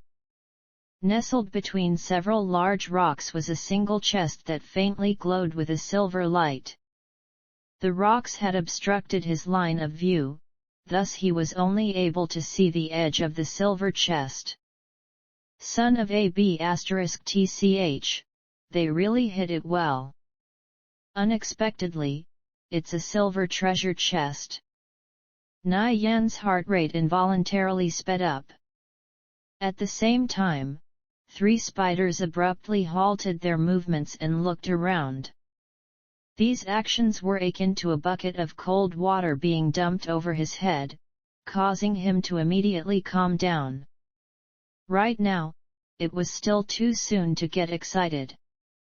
The duration of stealth was finite, and he couldn't afford the luxury of spending the time to open the chest. Thus, he was forced to give up on the chest and leave it for another time. Na Yan maintained his breathing. Having not discovered anything, the 3 spiders resumed their patrols and crawled further and further away. Na Yan carefully crept his way around the remaining spiders until finally making it out of danger. He breathed a sigh of relief. This kind of work definitely wasn't suited for an average person. After proceeding forward for a while longer, Na Yan glanced at his coordinates. Finally, I'm here. Tang Yao, where are you? The next moment, a figure slowly emerged from the nearby shadows. Who knew what hole this guy had deeply burrowed himself into? By the time he finally crawled out, his body was completely covered in dirt. Haha, not bad, you hid yourself pretty well, Na Yan said with a smile. Tang Yao patted the dirt off his body and gloomily replied, don't say any more. Anyways, there were so many rock spiders over there. How'd you manage to get through? Stealth, Na Yan answered back. You can even do that. Tang Yao's mind went blank for a moment. That intersection was littered with rock spiders. How the hell could a thief stealth their way through that? It was an incredibly difficult task to pull off. Chapter 26 Locked Chest. Why wouldn't I be able to? Na Yan chuckled as he sent Tang Yao a trade request. After the latter accepted, he placed the fire chaser set in a single return scroll inside the trade window. Why you re-giving all of this to me? Tang Yao stared out with a blank face. He never thought the Fire Chaser set would have such high property bonuses. I got these off of Dian King when they dropped from his corpse. There was a staff among those items as well, but it's not suited for you. Anyways, take this Fire Chaser set with you. As for the return scroll, don't use it just yet, I want you to stay here with me for a bit, Nai Yan replied. He and Tang Yao were brothers who had known each other since childhood. To put it simply, compared to their friendship, this Fire Chaser set didn't amount to much. All right. I guess I can't refuse. A hint of anticipation flashed through Tang Yao's eyes. After donning the Fire Chaser set, Tang Yao's outer appearance improved significantly. If he were to go out now, he would undoubtedly attract many women. What's your magic damage at now? Nai Yan asked. 50. To Tang Yao, this amount was something he couldn't even imagine reaching in the past. Not bad, you should be able to run some of the harder dungeons and quests with that much. Though it seems your current weapon is still a bit lacking. You should try and find yourself a better one when you return to town, Nai Yan suggested. Tang Yao receiving this Fire Chaser set for free so suddenly was tantamount to Nai Yan helping him reach the heavens with a single step. The path he would need to walk in the future had become a lot shorter. Tang Yao kept gazing at the current equipment he was wearing, seemingly unable to stop himself from admiring it. Let's stay here and train for a bit. There's a silver treasure chest up ahead and I want you to tag along and help me retrieve it. Here, I'll make the party. With how high Tang Yao's damage was now, killing rock spiders in this cave would be a piece of cake. There was a treasure chest just waiting to be opened. If he didn't retrieve whatever was inside today, then he wouldn't be able to sleep soundly at night. Silver chest, where? Tang Yao began burning with excitement. Up until now, he had only ever managed to find and open a single chest, not to mention, it was only a common white one. He had never even seen a silver chest before, let alone seen one. Let's clear out those rock spiders back at that intersection first, Nai Yan replied. Now, with Tang Yao's assistance, there would be a lot less pressure on him when dealing with 2 rock spiders. Even 3 rock spiders might not even pose a challenge. After arriving at the intersection, Nai Yan took out his crossbow and loaded it. Then he took aim at a nearby spider and fired, sending 3 bolts flying out of the crossbow in quick succession. Pa! Pa! Pa! He ended up aggroing 2 rock spiders with his attack, the one that was hit and its companion in tow.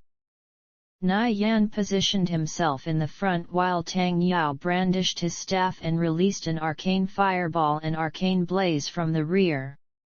Every spell he launched would deal over 30 or so damage. Occasionally, he would even score a critical hit, causing 2 50s to appear. They're 2 levels above me, yet I'm able to deal this kind of damage. Tang Yao exclaimed while seemingly in a daze. His own damage output had shocked him. Under the combined efforts of their attacks, the 2 spiders collapsed on the ground by the time Nai Yan's health had fallen to around 50%. Afterward, the 2 victors took the time to rest up. While Nai Yan sat down and recovered his health, Tang Yao took out some spring water and used it to replenish his mana. What's your experience at it? Nai Yan asked as he stood up, his health having fully recovered. Level 3, 56%. How about you? Tang Yao replied.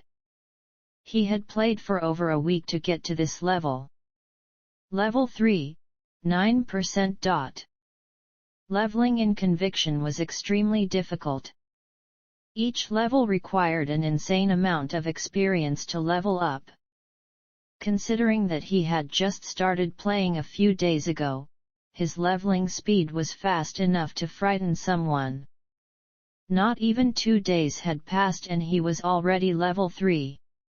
If word were to get out, it would definitely frighten many people.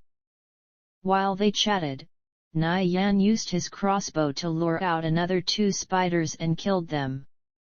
Repeating this tactic, the entire area was soon completely cleared of monsters.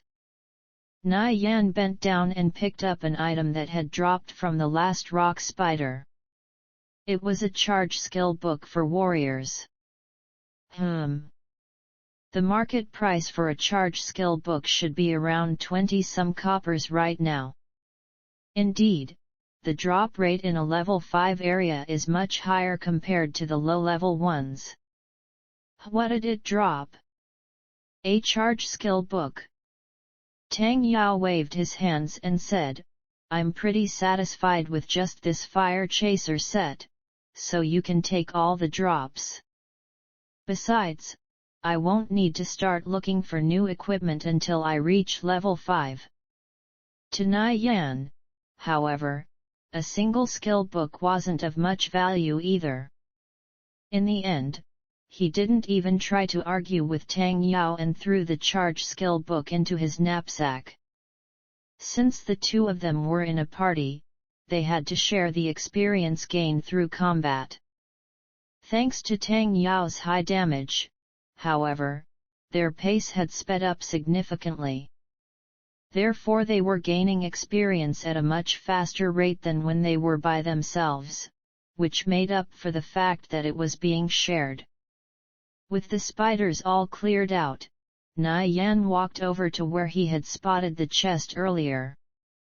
As he neared its location, he discovered many strange engravings and patterns etched into the top of the chest. These designs were extremely elaborate. In addition, there was a lock on this chest that kept it firmly sealed.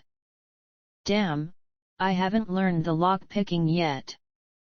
Lockpicking was a skill that could only be learned after reaching level 5. Not to mention, the skill book that taught it was extremely expensive as well. And since this was a level 5 map, a locked chest appearing wouldn't be unexpected. Well, what are we going to do then? Tang Yao asked. This was the first time he had ever come across a silver chest, and it was going to end with this kind of outcome? Let's leave it for now and try to get to level 5 as quickly as possible. Who knows? By that time, that chest might still be here, Nai Yan helplessly replied. Just as Nai Yan and Tang Yao were preparing to leave and go back to training, a nearby boulder suddenly began trembling. What's that? Tang Yao asked after being startled. The trembling boulder was quite large, roughly twice the size of an ordinary rock spider, and had a hard and coarse surface. Had it not been trembling, it would have perfectly blended in with the numerous other boulders that were strewn about the area. Abruptly, 8 legs extended out of this boulder as it stood up. Once it was fully upright, it gradually opened its eyes, revealing 8 mossy green lights. Screech! Screech! It let out a shrill cry. The boulder was actually a rock spider. It's a leader-class rock spider. Nai Yan's heart tightened. He immediately entered stealth and made his way around it, positioning himself behind its back. Elite rock spider, level 5. Leader-class monster. Health, 180/180. The spider glanced at its surrounds and quickly locked its gaze onto Tang Yao's position. Tang Yao looked back at the spider and saw his own image being reflected in its eyes. This, combined with the spider's sinister appearance, was especially terrifying to him. He immediately turned back and began to retreat. What are we gonna do? This is a level 5 leader class rock spider. Tang Yao nervously exclaimed. The strongest mob he'd ever encountered up until now was a measly level 3 leader class. Not to mention, this was his first time entering a level 5 area, and unexpectedly, he had already come across such a powerful opponent. Kill it! Blast it with magic! Nai Yan answered back. It was far more dangerous to try and run instead of fighting it. They would most definitely die while trying to escape. In addition, there was also the possibility of aggroing other spiders while on the run. As for escaping with a return scroll, it required 20 seconds to activate and would cancel upon being hit, which meant that it was out of the question as well. Under these circumstances, they were better off fighting it. Would the two of them even be able to kill a level 5 leader class monster? Tang Yao was skeptical. Make sure you get far away from it, at least 20 meters. Then find a narrow tunnel and bunker down inside. Don't run too far in, though, otherwise you might aggro some more spiders. Nai Yan warned. Tang Yao was still a novice, and entrusting him with such a dangerous task would be difficult. In this situation, Nai Yan was perfectly safe and could escape at any time. As for Tang Yao, however, Nai Yan couldn't guarantee his survival if he were to fight. Thus, they could only resign themselves to fate. Screech! Screech! The rock spider furiously cried out as it charged towards Tang Yao. Oh, for fuck's sake! Tang Yao hurriedly sped up his pace. While running, he followed Nai Yan's advice and fired an arcane fireball at it. Bang! The fireball exploded when it crashed into the spider's body and dealt 18 damage, causing a damage value to float above its head. Its defense was absurd. Fire magic was supposed to deal bonus damage to rock spiders, but even so, the damage was still just too low. However, this was to be expected. It was a leader class monster after all, so the damage was still alright. There's my chance. Nai Yan's eyes lit up as he struck the back of the rock spider with a smothering strike. The spider trembled and stopped in place. It's only going to be stunned 3 seconds. Normally, smothering strike would daze an enemy for 6 seconds, but this rock spider was a leader class monster. It had a certain resistance to crowd control effects. Thus, Nai Yan's control skills were only half as effective against it. Regardless, these 3 seconds were still more than enough. Hit it! Don't just stand there and watch! Nai Yan shouted. Upon hearing Nai Yan, Tang Yao immediately cast Arcane Blaze Boom. The fiery blaze exploded when it hit the spider's body. When the spider woke from its dazed state, Nai Yan took the initiative and struck out with Assassinate. After using his dagger to stab into its fleshy abdomen, he followed through with Lacerate and slashed outward. His attack opened up a gaping hole on the spider's underside where a thick green liquid began oozing out. Even though Nai Yan had begun attacking, the spider was still aggroed onto Tang Yao. After coming out of its dazed state, it continued its pursuit. Seeing this, Tang Yao rapidly retreated into a narrow passage. Bam! The spider's immense body rammed itself into the opening of the passage, but couldn't make it in. The surrounding walls trembled from this, causing several rocks to break from the ceiling and come crashing down to the ground. Screech! Screech! The spider cried out furiously as it tried to squeeze its massive body into the passage. Come and see how this elder will take care of you. After realizing the spider couldn't enter, Tang Yao suddenly became much more courageous. He brandished his staff and fired off an arcane missile, then followed up with an arcane fireball. Damn it! Arcane missile is only dealing half as much damage as an arcane fireball. The cooldown for arcane missile was very short because it was a regular spell. The casting time was quite short as well, requiring only a single second. Meanwhile, arcane fireball had a 10-second cooldown and required 3 seconds to cast. So it was impossible for him to continuously cast arcane fireball. As Tang Yao fired off spells, the rock spider continued to unceasingly ram itself into the entrance of the passageway, causing the walls on both sides to shake. Soon cracks began emerging in the walls, and the ceiling of the passageway gradually began to show signs of a possible collapse. Chapter 27 Meteor. Not only was Tang Yao the first one to attack the leader-class rock spider, but he was also the one putting out the most damage. It was because of this that the spider's aggro had been firmly placed on him. Meanwhile, the spider had completely ignored Nai Yan, who was attacking it with a combination of skills, leaving the latter behind as it continued pursuing Tang Yao.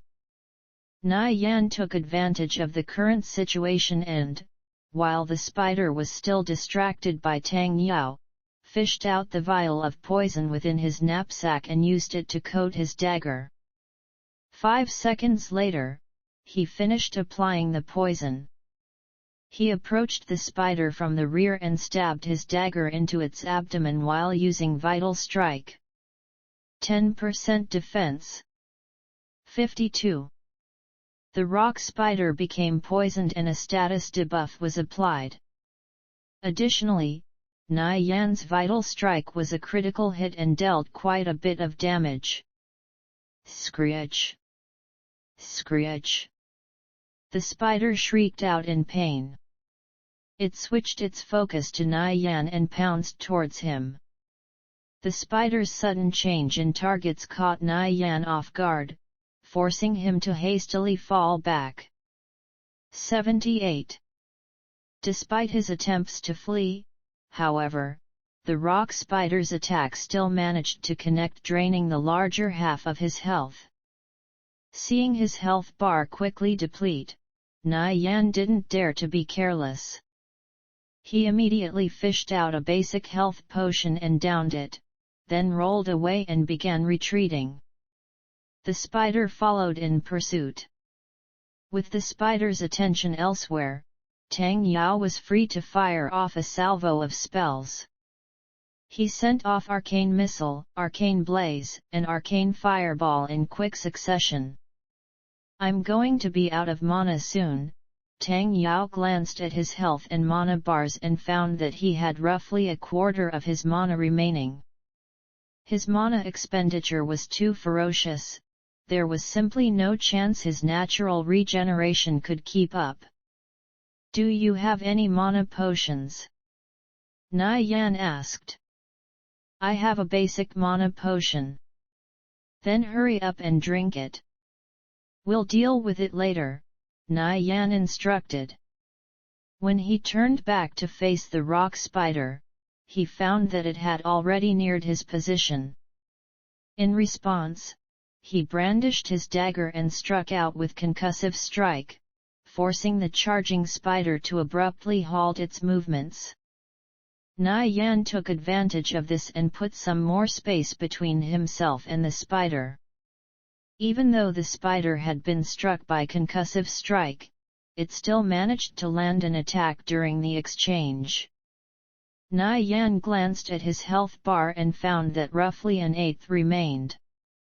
Seeing this, he hurriedly used a combat bandage on himself. +20, +20, +20. During all this, Tang Yao had fished out a bottle filled with a blue liquid from his knapsack and drank it. Drinking the potion actually gave him a slight heartache, not because of the potion itself, but because that single bottle of blue liquid was worth 10 coppers. To him, it was a life-saving treasure, one that he wouldn't use even in dire circumstances. Tang Yao's mana was instantly restored to 90%. With his mana now replenished, he unleashed several spells in succession. Each and every one of them exploded on contact, dealing a high amount of damage. Before 2 seconds had even passed, the rock spider woke from its dazed state. Upon waking, it immediately abandoned its attempt to pursue Na Yan and instead rushed towards Tang Yao. Its aggro had shifted once again. "Keep at it! It's almost dead!" Na Yan shouted.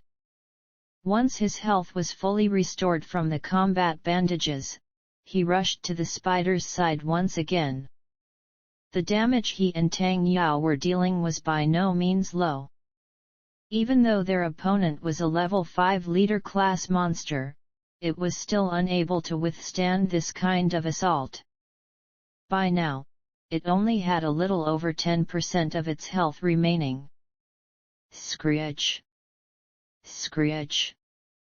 The spider cried out manically as its entire body suddenly turned a shade of crimson red.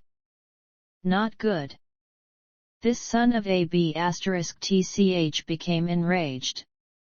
"Keep your distance and be careful of its attacks," Na Yan nervously shouted. Even though Tang Yao still didn't understand what was going on, he followed Na Yan's instructions regardless and began hastily retreating while continuing to cast spells. During his retreat, a spike jutted out from the ground below and pierced towards him. Fortunately, Tang Yao was still moving when this rock spike emerged, and as such, it only managed to barely graze him. However, this slight scratch still dealt 32 damage to his health. If this rock spike had hit Tang Yao directly, Na Yan estimated that he would have lost at least 2/3 of his health. The attack nearly frightened Tang Yao to death, but the fact that he survived made him rejoice inside. "Keep running and don't stop. Oh, and make sure to avoid stepping on any areas where you see the ground trembling or cracking," Na Yan shouted. If Tang Yao paused for even a moment, then he would meet his end. Sure enough, as soon as Na Yan finished talking, more rock spikes began jutting out from the ground. Tang Yao listened to Na Yan's advice and paid close attention to the earth beneath his feet, occasionally dodging from side to side. Even so, aside from the first rock spike, not a single one managed to hit him. Tang Yao couldn't help but wonder how Na Yan discovered this method for dodging the rock spikes. Could it be that he had slain a leader-class rock spider in the past? In the end, he put this thought in the back of his head and concentrated solely on evading the rock spikes erupting beneath his feet. He would occasionally see an opportunity to attack with a spell or two, but he never had the time to act. The spider seemed to become even more enraged as it watched attack after attack miss. It began to unceasingly ram itself into the tunnel walls in anger. Suddenly, crash! The walls finally crumbled and collapsed. The spider climbed over the pile of rubble and rushed inside the tunnel, pouncing towards Tang Yao. "Run quickly!" Na Yan shouted. "I can't, there's another rock spider behind me. If I run any further I'll end up aggroing it." Tang Yao nervously called out as he looked back at the spider's immense body which was fast approaching. Nai Yan looked at the spider's health bar. 5%, it only had a sliver of life left. It's fine. Keep running. Nai Yan shouted as he checked his skill bar. By now, several of his skills had come off cooldown. He chased after the spider and arrived near its rear. Assassinate. Lacerate. 2, 3. It still has 2% remaining. Vital Strike. Nai Yan lunged forward and pierced his dagger into the spider's abdomen. Screech! Screech! The spider let out a miserable shriek as it fell to the ground with a heavy crash. The impact made the entire cave tremble and shake. We finally killed it. Nai Yan finally relaxed as he breathed a sigh of relief. He walked over to the rock spider's corpse and picked up the loot. Hey, over here. I've still got one chasing me. Tang Yao ran over to Nai Yan with a smaller rock spider in tow him. When he was evading the leader-class rock spider just a moment ago, he was unable to avoid alerting one of the spiders in the area. Thankfully it was only a common monster. Tang Yao ran behind Nai Yan and let the latter hold back the spider while he cast spells from the back. The two made short work of the spider, and it soon collapsed on the floor. My God! I'm going to die of exhaustion. Tang panted as he propped himself up against a nearby wall and began to slowly recover his health and mana.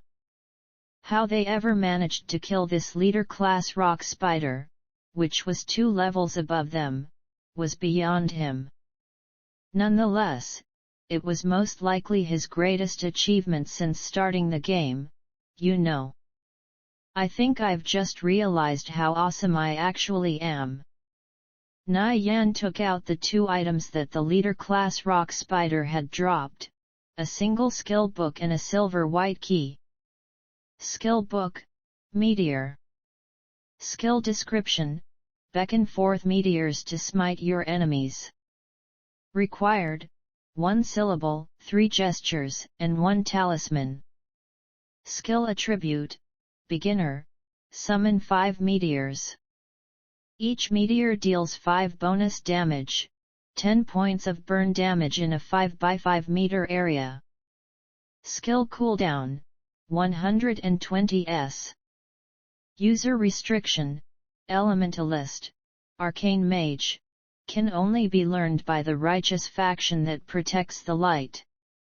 This was an uncommon Arcane Mage skill book and an extremely rare one at that.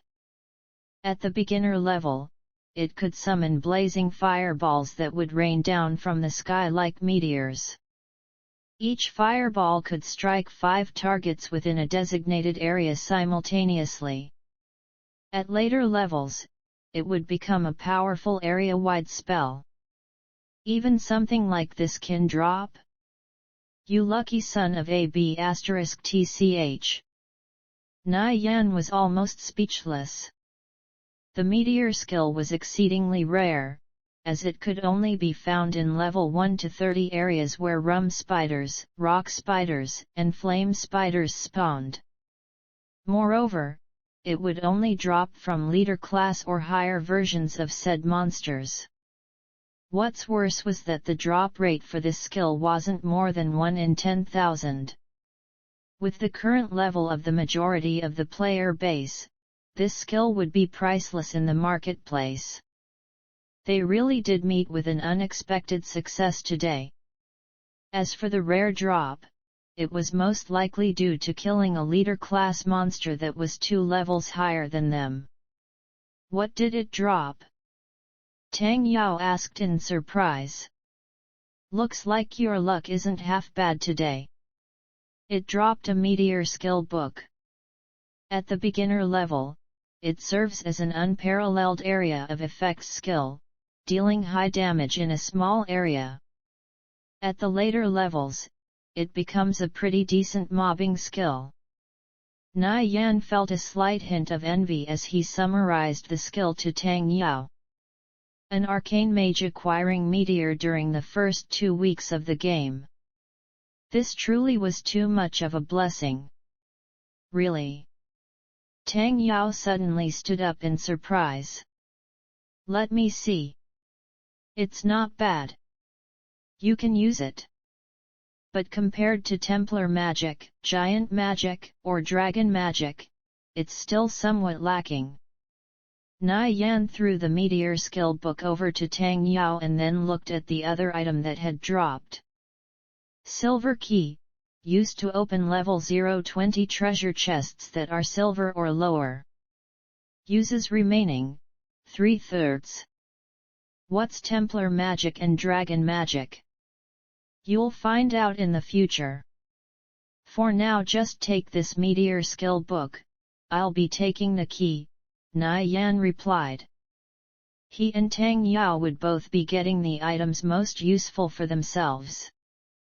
Nevertheless, the key was still better in Nai Yan's hands, because only he would be able to get the most value out of it.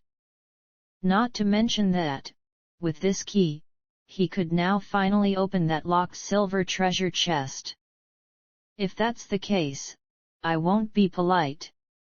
Tang Yao went ahead and learned Meteor. Afterwards, when he read the skill's description, he felt extremely satisfied. He had been thoroughly depressed due to being pursued by the Radiant Sacred Flame Guild all day. Who would have guessed that Nai Yan's arrival would have completely reversed his dire situation, turning all of his sorrows into joy in the process. Chapter 28 Ring of Woven Silk. Nai Yan walked over to the silver treasure chest and began unlocking it with the silver key. System: opening treasure chest. Estimated completion: 20%. 50%. Click. The chest was unlocked. He glanced at the key, which now had its durability reduced from 3 to 2. Not bad. I can still use this 2 more times. Nai Yan threw the key into his knapsack and then started to feel around the inside of the chest. Eventually, he grasped an item. It was small, round, and felt smooth inside his hand. It's a ring. Nai Yan's surprise echoed in his thoughts as he fished out the item from the chest. The band had an ashy gray color and he found it difficult to discern what material it was crafted from. Upon the setting attached to one side of the band sat an opaque white jewel adorned at the very center. Engraved on this opaque white jewel was the image of a spider. Despite its small size, the engraving was vivid and lifelike. It made it appear as though a jade-white spider truly did exist within this jewel. Ring of Woven Silk. Properties: unidentified. It's a ring of woven silk. Nai Yan gasped in surprise. The ring of woven silk was a bronze-tier accessory that could only be found in areas where spider-type monsters spawned.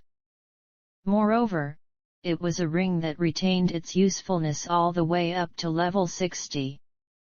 This was due to the ring's unique properties. It could shoot out a tough, resilient thread of spider silk that adhered to most surfaces and could extend up to 10 feet in length. In essence, it was the perfect treasure for scaling or jumping over obstacles such as rooftops, walls, ledges, or trees. What's a ring of woven silk? Tang Yao asked in bewilderment. Nai Yan faintly smiled and replied, just look at the craftsmanship. It should be at least a silver-tier accessory. Although the properties of this ring were yet to be appraised, he was able to discern the grade of equipment like this just by glancing at the name. Oh, so it was a silver-grade accessory? No wonder you were so excited. Tang Yao replied as he came to a sudden realization. From Nai Yan's perspective, this ring of woven silk was much more valuable than the Meteor skill book. This was because this ring would make him significantly, therefore he would have plenty more options to consider when working towards a specific goal. In his heart, he couldn't help but think, now if only I can get a hold of that jewel from the Treant King, then everything will be perfect. A friend of mine invited me to run the Treant Forest with her tomorrow and there's still a few open spots. Do you want to join? Sure, but, would they even agree to have me? Tang Yao asked in a somewhat anxious tone. He and his friends had wanted to form a team and run a dungeon in the past, however, not a single team wanted them or agreed to let them join. No worries, you have me with you after all. Besides, your magic damage is 50 now. Such a high damage arcane mage, even if they wanted to find one they wouldn't be able to. Have some confidence in yourself. You're my brother after all. Nai Yan smiled and patted Tang Yao on the shoulder. Understood. If you have any more advice to give, then please let me know now. Whatever you tell me, I'll practice it. I don't believe there's anything I can't learn. After listening to Nai Yan's words, Tang Yao was in high spirits after feeling touched by Nai Yan's words. Well, I've already told you all that you need to know in regards to improving your skills. The most crucial aspect now is whether you've practiced enough or not. As long as you practice, improve your reaction time, and put in the effort to avoid making any large mistakes, you'll have nothing to worry about. Try finding people to duel with early in the day to improve your skills. When you get to level 5, I'll find some people and we'll form a team to run the secret cavern. There I'll help you grab the Arcane Mage's Exile Disciple set. I'll have you so satisfied, you'll explode from happiness, Nai Yan said. With him here, it would be difficult for Tang Yao not to become an expert even if he didn't want to. Really? Then it won't do if I don't make an effort. Tang Yao was now full of motivation. In the past, he felt it didn't matter how much he practiced his skills because in the end, he would never catch up to the people who were considered elites. However now, after listening to Nai Yan's words, he felt a bright future lay ahead of him. Afterward, Nai Yan gave Yao Yao a call through voice chat. What do you want? Yao Yao asked in an annoyed tone. In truth, she was no longer angry at Nai Yan. When she answered the call, however, she pretended to still be angry with him. Do you still have any extra spaces for Treant Forest tomorrow? Nai Yan smiled helplessly. 2 more open spaces. I have a friend who I want to bring along. Are you guys willing to take him? What level is your friend? He's not joining just to leech experience, is he? 'Cause if he is, I'll have to ask my senior sister first.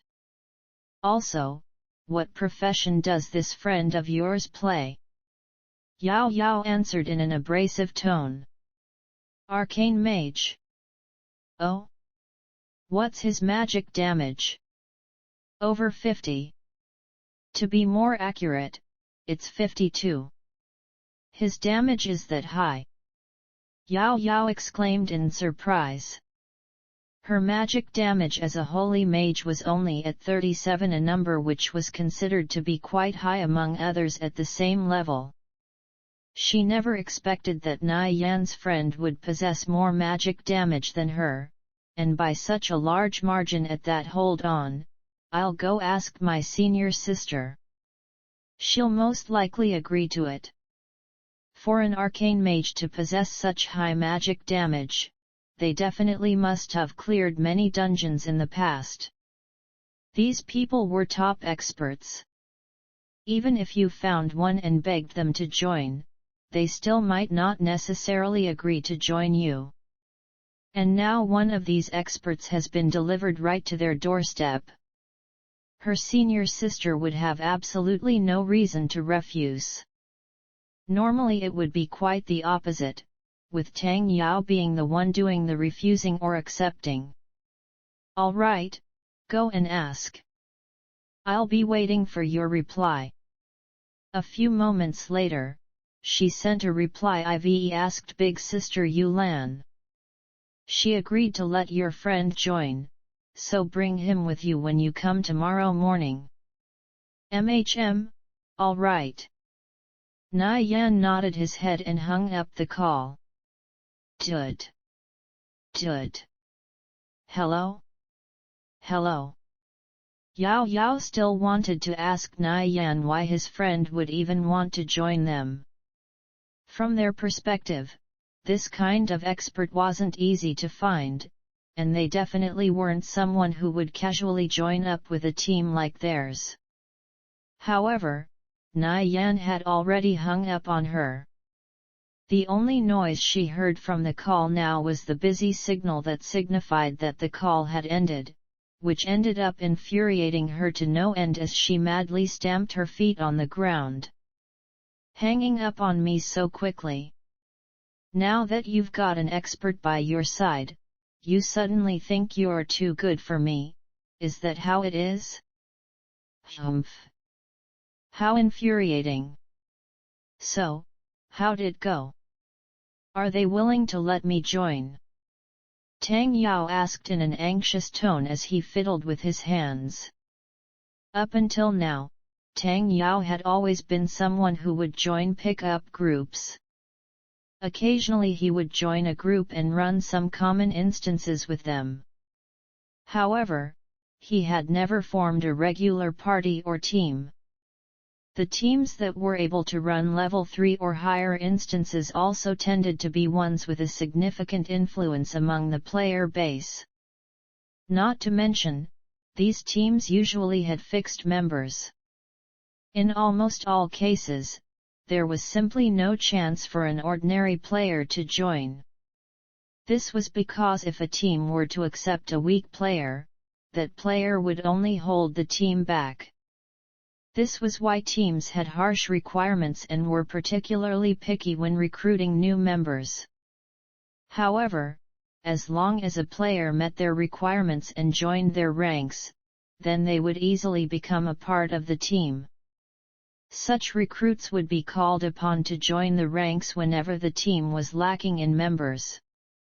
Hence why Tang Yao waited with heated expectation when Na Yan had hung up the call.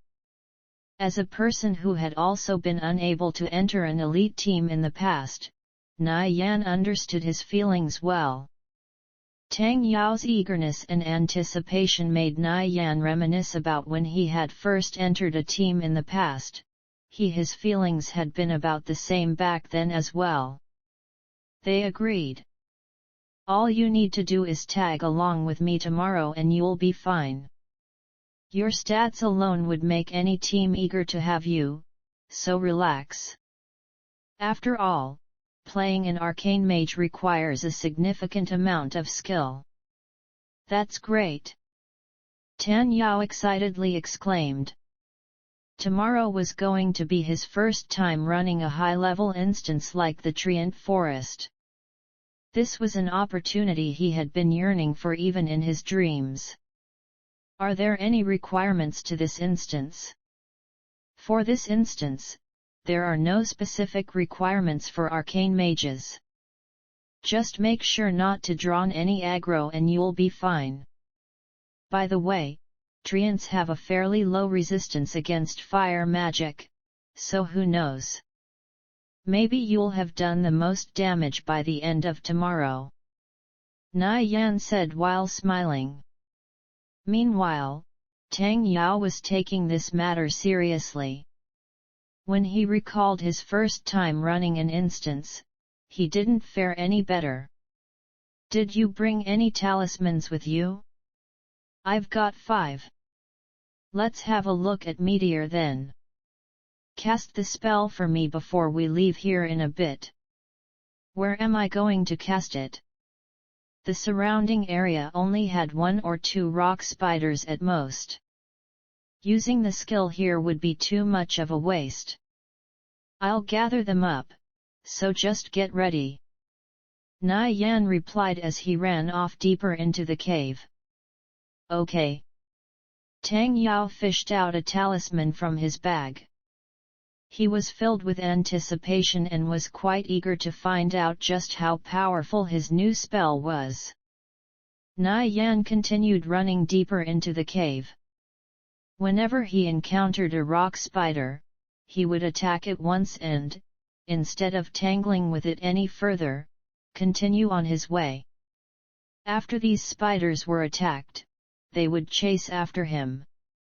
The number of spiders chasing him steadily increased until they began slowing down due to the crowding.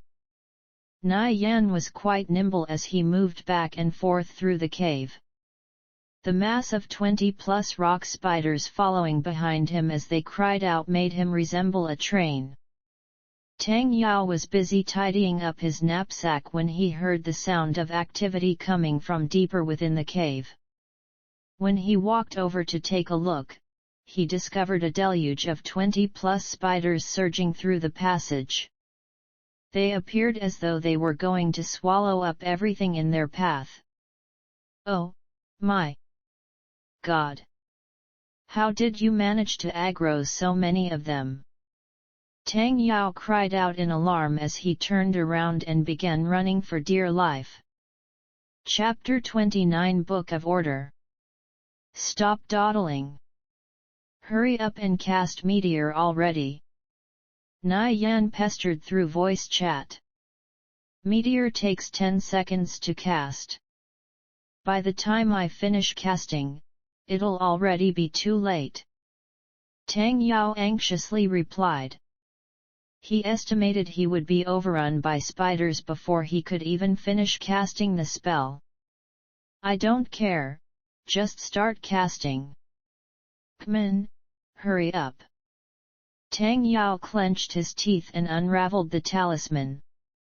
After brandishing his staff, he began casting Meteor. Soon, large amounts of fire essence from the surrounding area began converging at his location. As the fire essence gathered, the sheer heat from the scorching blaze caused the temperature in the surrounding air to rise.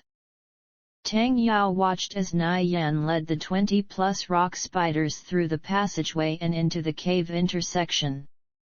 As spiders surged into the intersection like a massive wave, Nai Yan ran into the narrow passage where Tang Yao had retreated.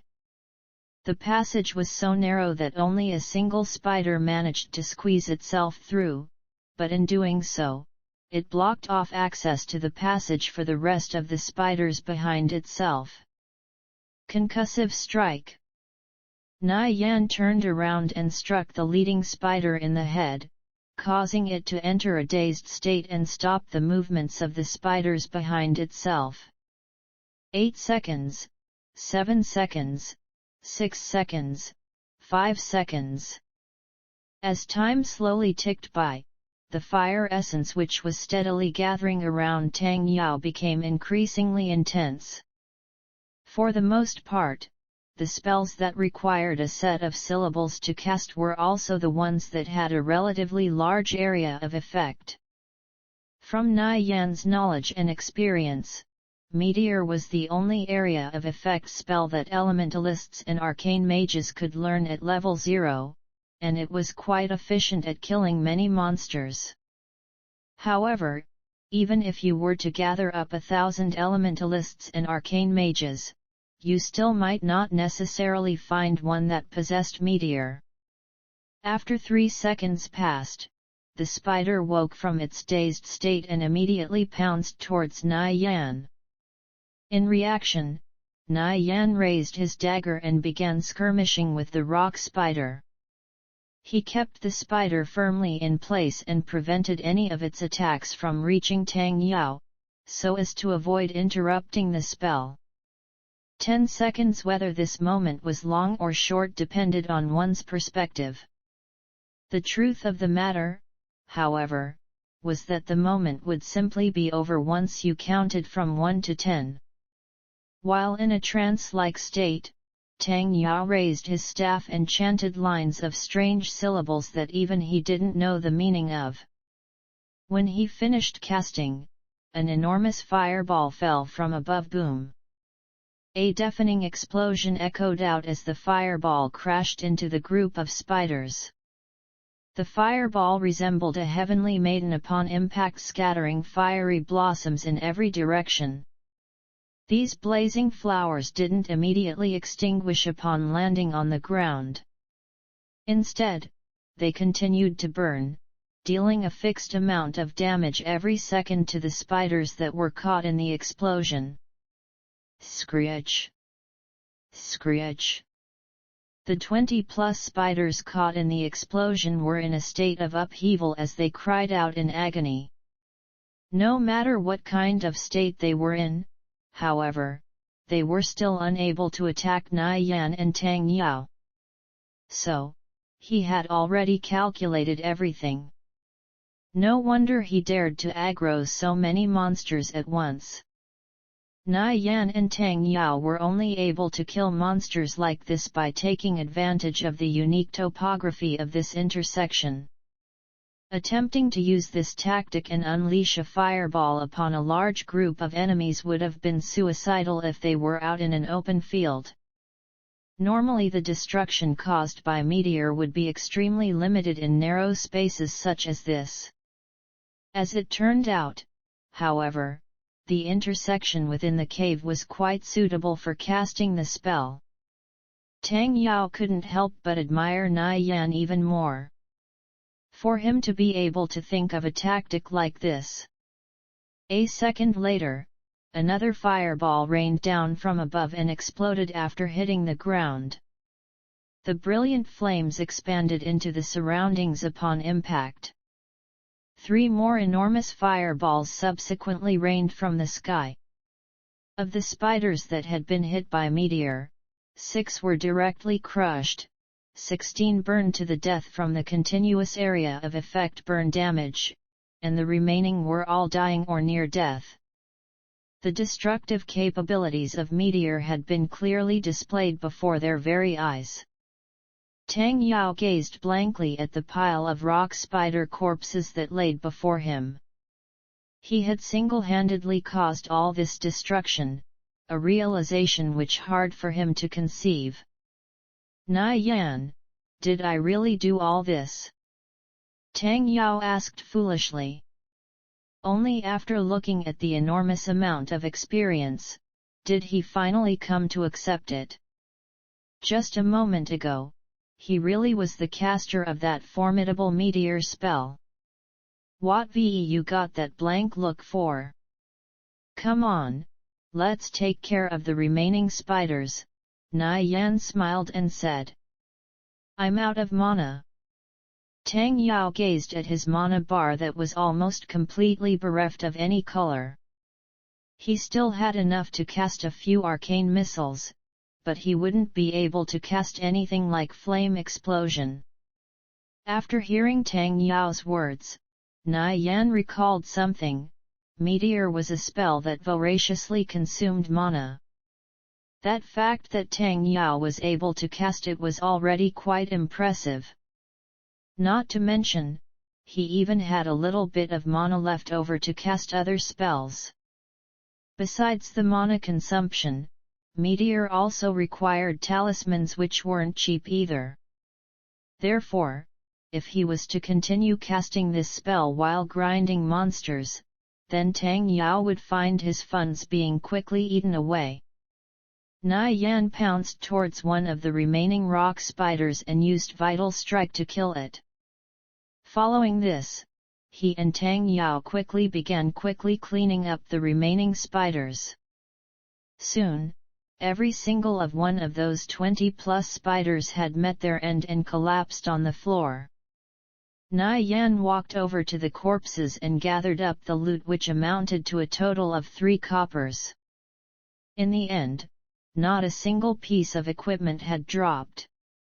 Nai Yan glanced at his experience bar. It had risen by another 3% after killing so many rock spiders.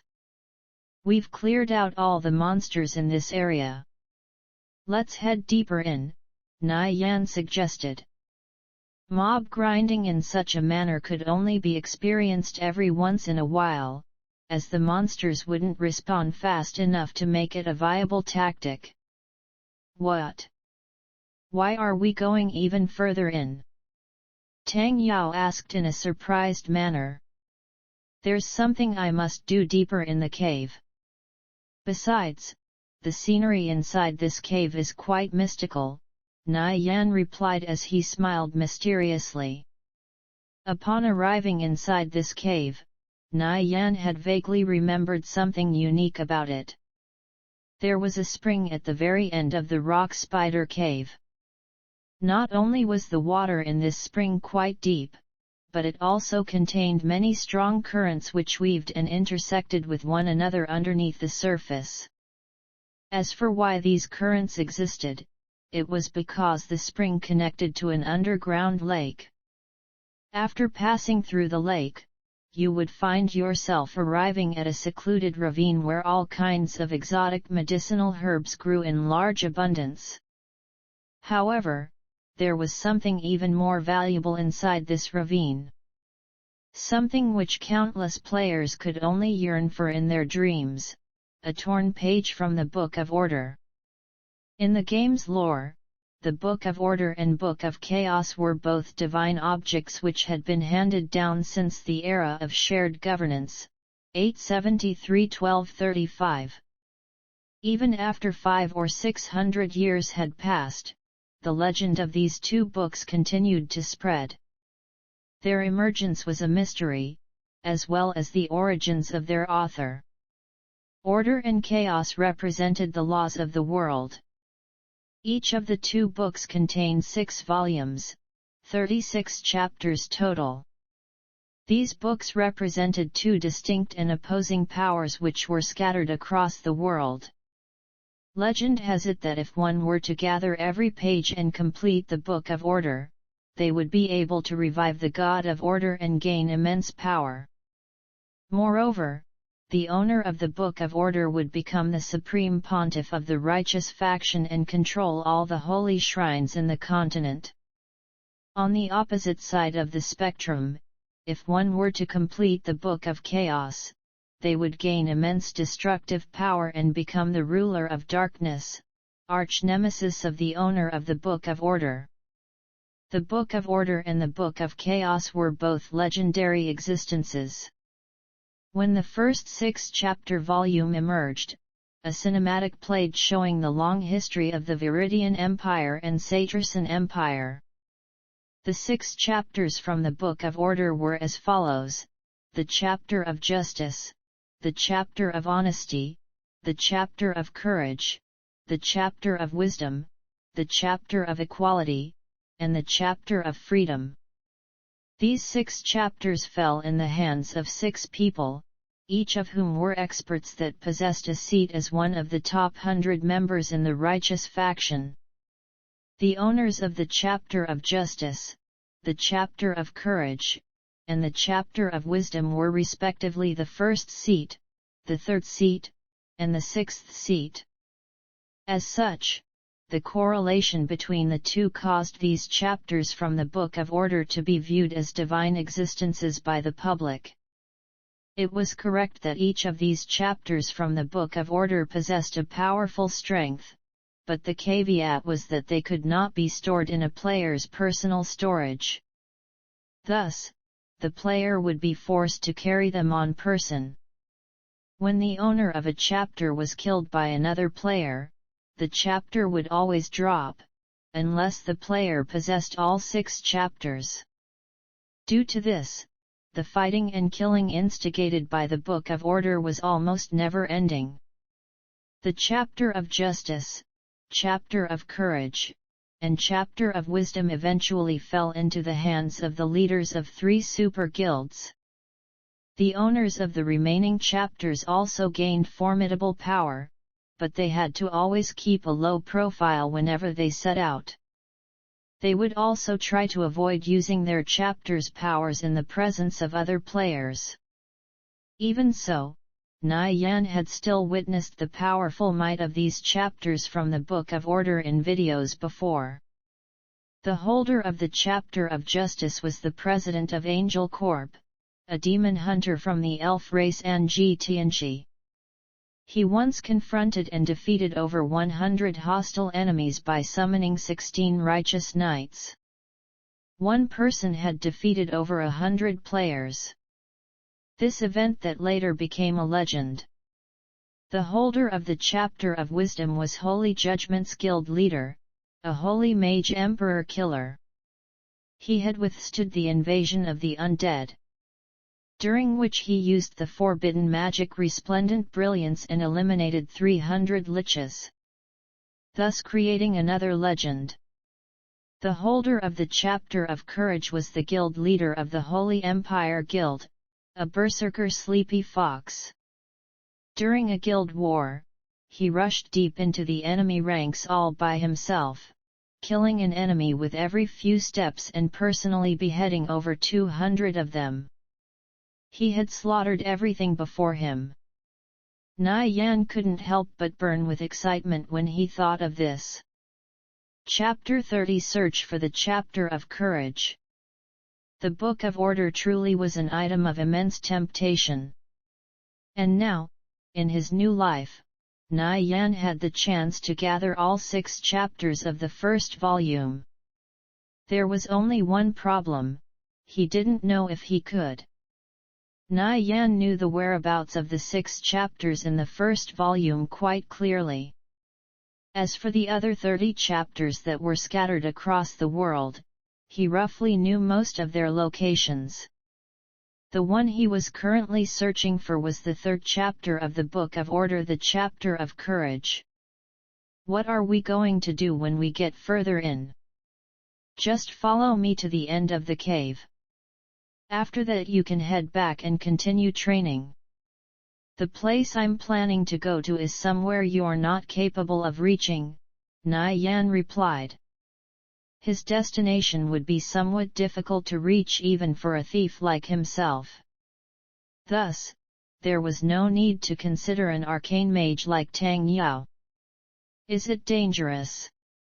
Tang Yao curiously asked. Yes, very. Nai Yan nodded and replied. If it's that dangerous, then why do you want to go there? Tang Yao asked while deep in confusion. There's a certain item there I want to retrieve. Nai Yan laughed as he responded. The game had just recently come out, and players like Tang Yao wouldn't know just how alluring a single chapter from the Book of Order was. I see. Tang Yao slowly nodded his head. He still didn't understand why Nai Yan wanted to go despite being aware of the danger. However, it seemed Nai Yan already had a plan, so he didn't inquire any further. After finishing their conversation, the two headed deeper into the cave. The passages were extremely narrow, which massively reduced Meteor's effectiveness. As a result, the two had to resort to using ordinary methods to clear the way as they slowly advanced. Rock spiders fell one after another. Under Nai Yan's guidance, Tang Yao felt his skills improve significantly. You're making rapid progress. Keep practicing like this and you'll find yourself becoming an expert in no time. Oh yeah, since we'll be heading to a dungeon tomorrow, let me give you a rundown on a few of the basics. The key aspects are aggro management and positioning. The dungeon we're running tomorrow is going to be a bit difficult, so it's best that you take caution, especially since we're dealing with the Treant King, Nai Yan said while facing Tang Yao. He went on and passed down all his knowledge regarding arcane mages and dungeoneering to Tang Yao. From time to time, he would also explain a few of the key parts of the Treant Forest. Tang Yao keenly listened to every word he said. Before meeting Nai Yan, he could have been considered an average player. Neither his skills nor his equipment would have been considered anything special.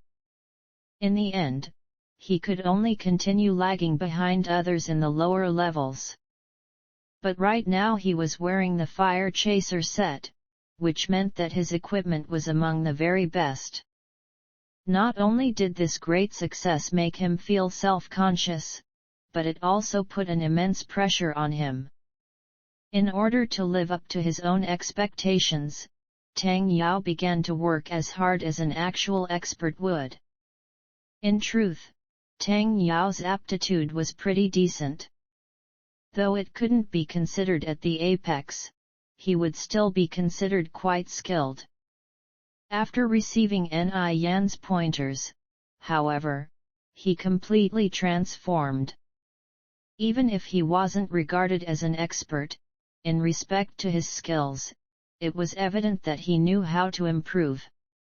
What else do I have to take note of? The most important stats for an arcane mage are intelligence, awareness, and focus. Among these three, intelligence is the primary stat and undoubtedly the most important. Now this leaves the remaining two, awareness and focus, which are auxiliary stats. Awareness improves your survivability when confronting enemies that are able to stealth, whereas focus makes it harder for your spells to be interrupted. Hence these two stats are extremely important as well. You can't improve auxiliary stats by leveling up, thus you must rely on passive skills to improve them. So if you want to keep up with others, make sure to possess the relevant passive skills. By the way, if you see any suitable skill books in the future and want to buy them but lack the money, let me know. I'll help you pay for them, Nai Yan said. Money isn't something I'm lacking, so you don't have to do that. I'll just need to hang around the auction house some more in the future, that's all, Tang Yao said as he shook his head. He took all of Nai Yan's advice to heart. As the pair neared the end of the cave, the faint sound of running water could be heard. Well, now that we've reached our destination, you should head back. There are 3 leader-class rock spiders up ahead, and I'm afraid you won't be able to make it past them, Nai Yan suggested. In his past life, he had seen a video online about how the chapter of courage was found. From this video, he had completely memorized the path to the chapter.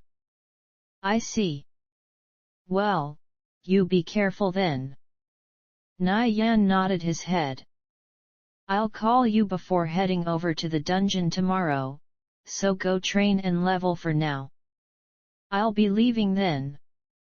Tang Yao took out the return scroll, unraveled it and read it out loud.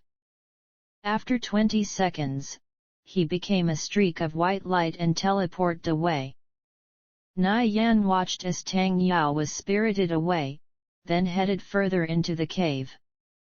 Originally, he had planned to wait until his level was higher before retrieving any chapters from the Book of Order. At his current level, retrieving the chapter of courage would be quite troublesome. Since he was already here, however, he decided that he might as well try it out. After all, if he was successful in obtaining the chapter of courage, then it would certainly make it much easier for him to level in the future. Nai Yan traveled deeper into the cave, where the secret area was located, and hid among the shadows. After walking for 3 minutes, he found himself in an open space. Off in the distance, he could see 3 giant leader-class rock spiders patrolling the area. Even further back, beyond the rock spiders, he could see an area entirely composed of water roughly around 200 square meters. The water circulated from a narrow channel which eventually led underground. This was the source of running water that he had heard from before. 3-liter class rock spiders blocked his path to the pond. They frequently moved about in the open space, only stopping in place to scratch their heads with their legs every once in a while. Na Yan carefully observed them. He estimated that roughly 10 meters lied between him and the water's edge. For non-thief professions, it was absolutely impossible to pass through this area without alerting the leader-class rock spiders. Other professions would have to resort to killing them if they wanted to make it through the area. I guess there's no choice but to go in regardless. Na Yan understood the risky nature of such a tactic, but he had overcome situations that were several times more dangerous than this one before. The most alluring characteristic of the thief profession was the sheer excitement it provided. Thieves did what no other professions dared to do, and in doing so, they experienced the feeling of dancing between life and death. Perhaps his own nature was one that welcomed risks and dangers. What mattered most was that Na Yan enjoyed this feeling. He strived to achieve the impossible and overcome dangerous situations one after another because it was proof of his own ability. After some quick calculations, he estimated that 2.5 meters was the closest he could get to one of the spiders without alerting it. As long as I'm not within 2.5 meters, I should be safe. Na Yan entered stealth and began making his way forward. The 3-liter class rock spiders continued to move about the area, their large eyes constantly reflecting images of their surroundings. Within the area, not a single thing was overlooked under their vigilant watch. In his past life, a player once calculated the statistics of the various types of monsters.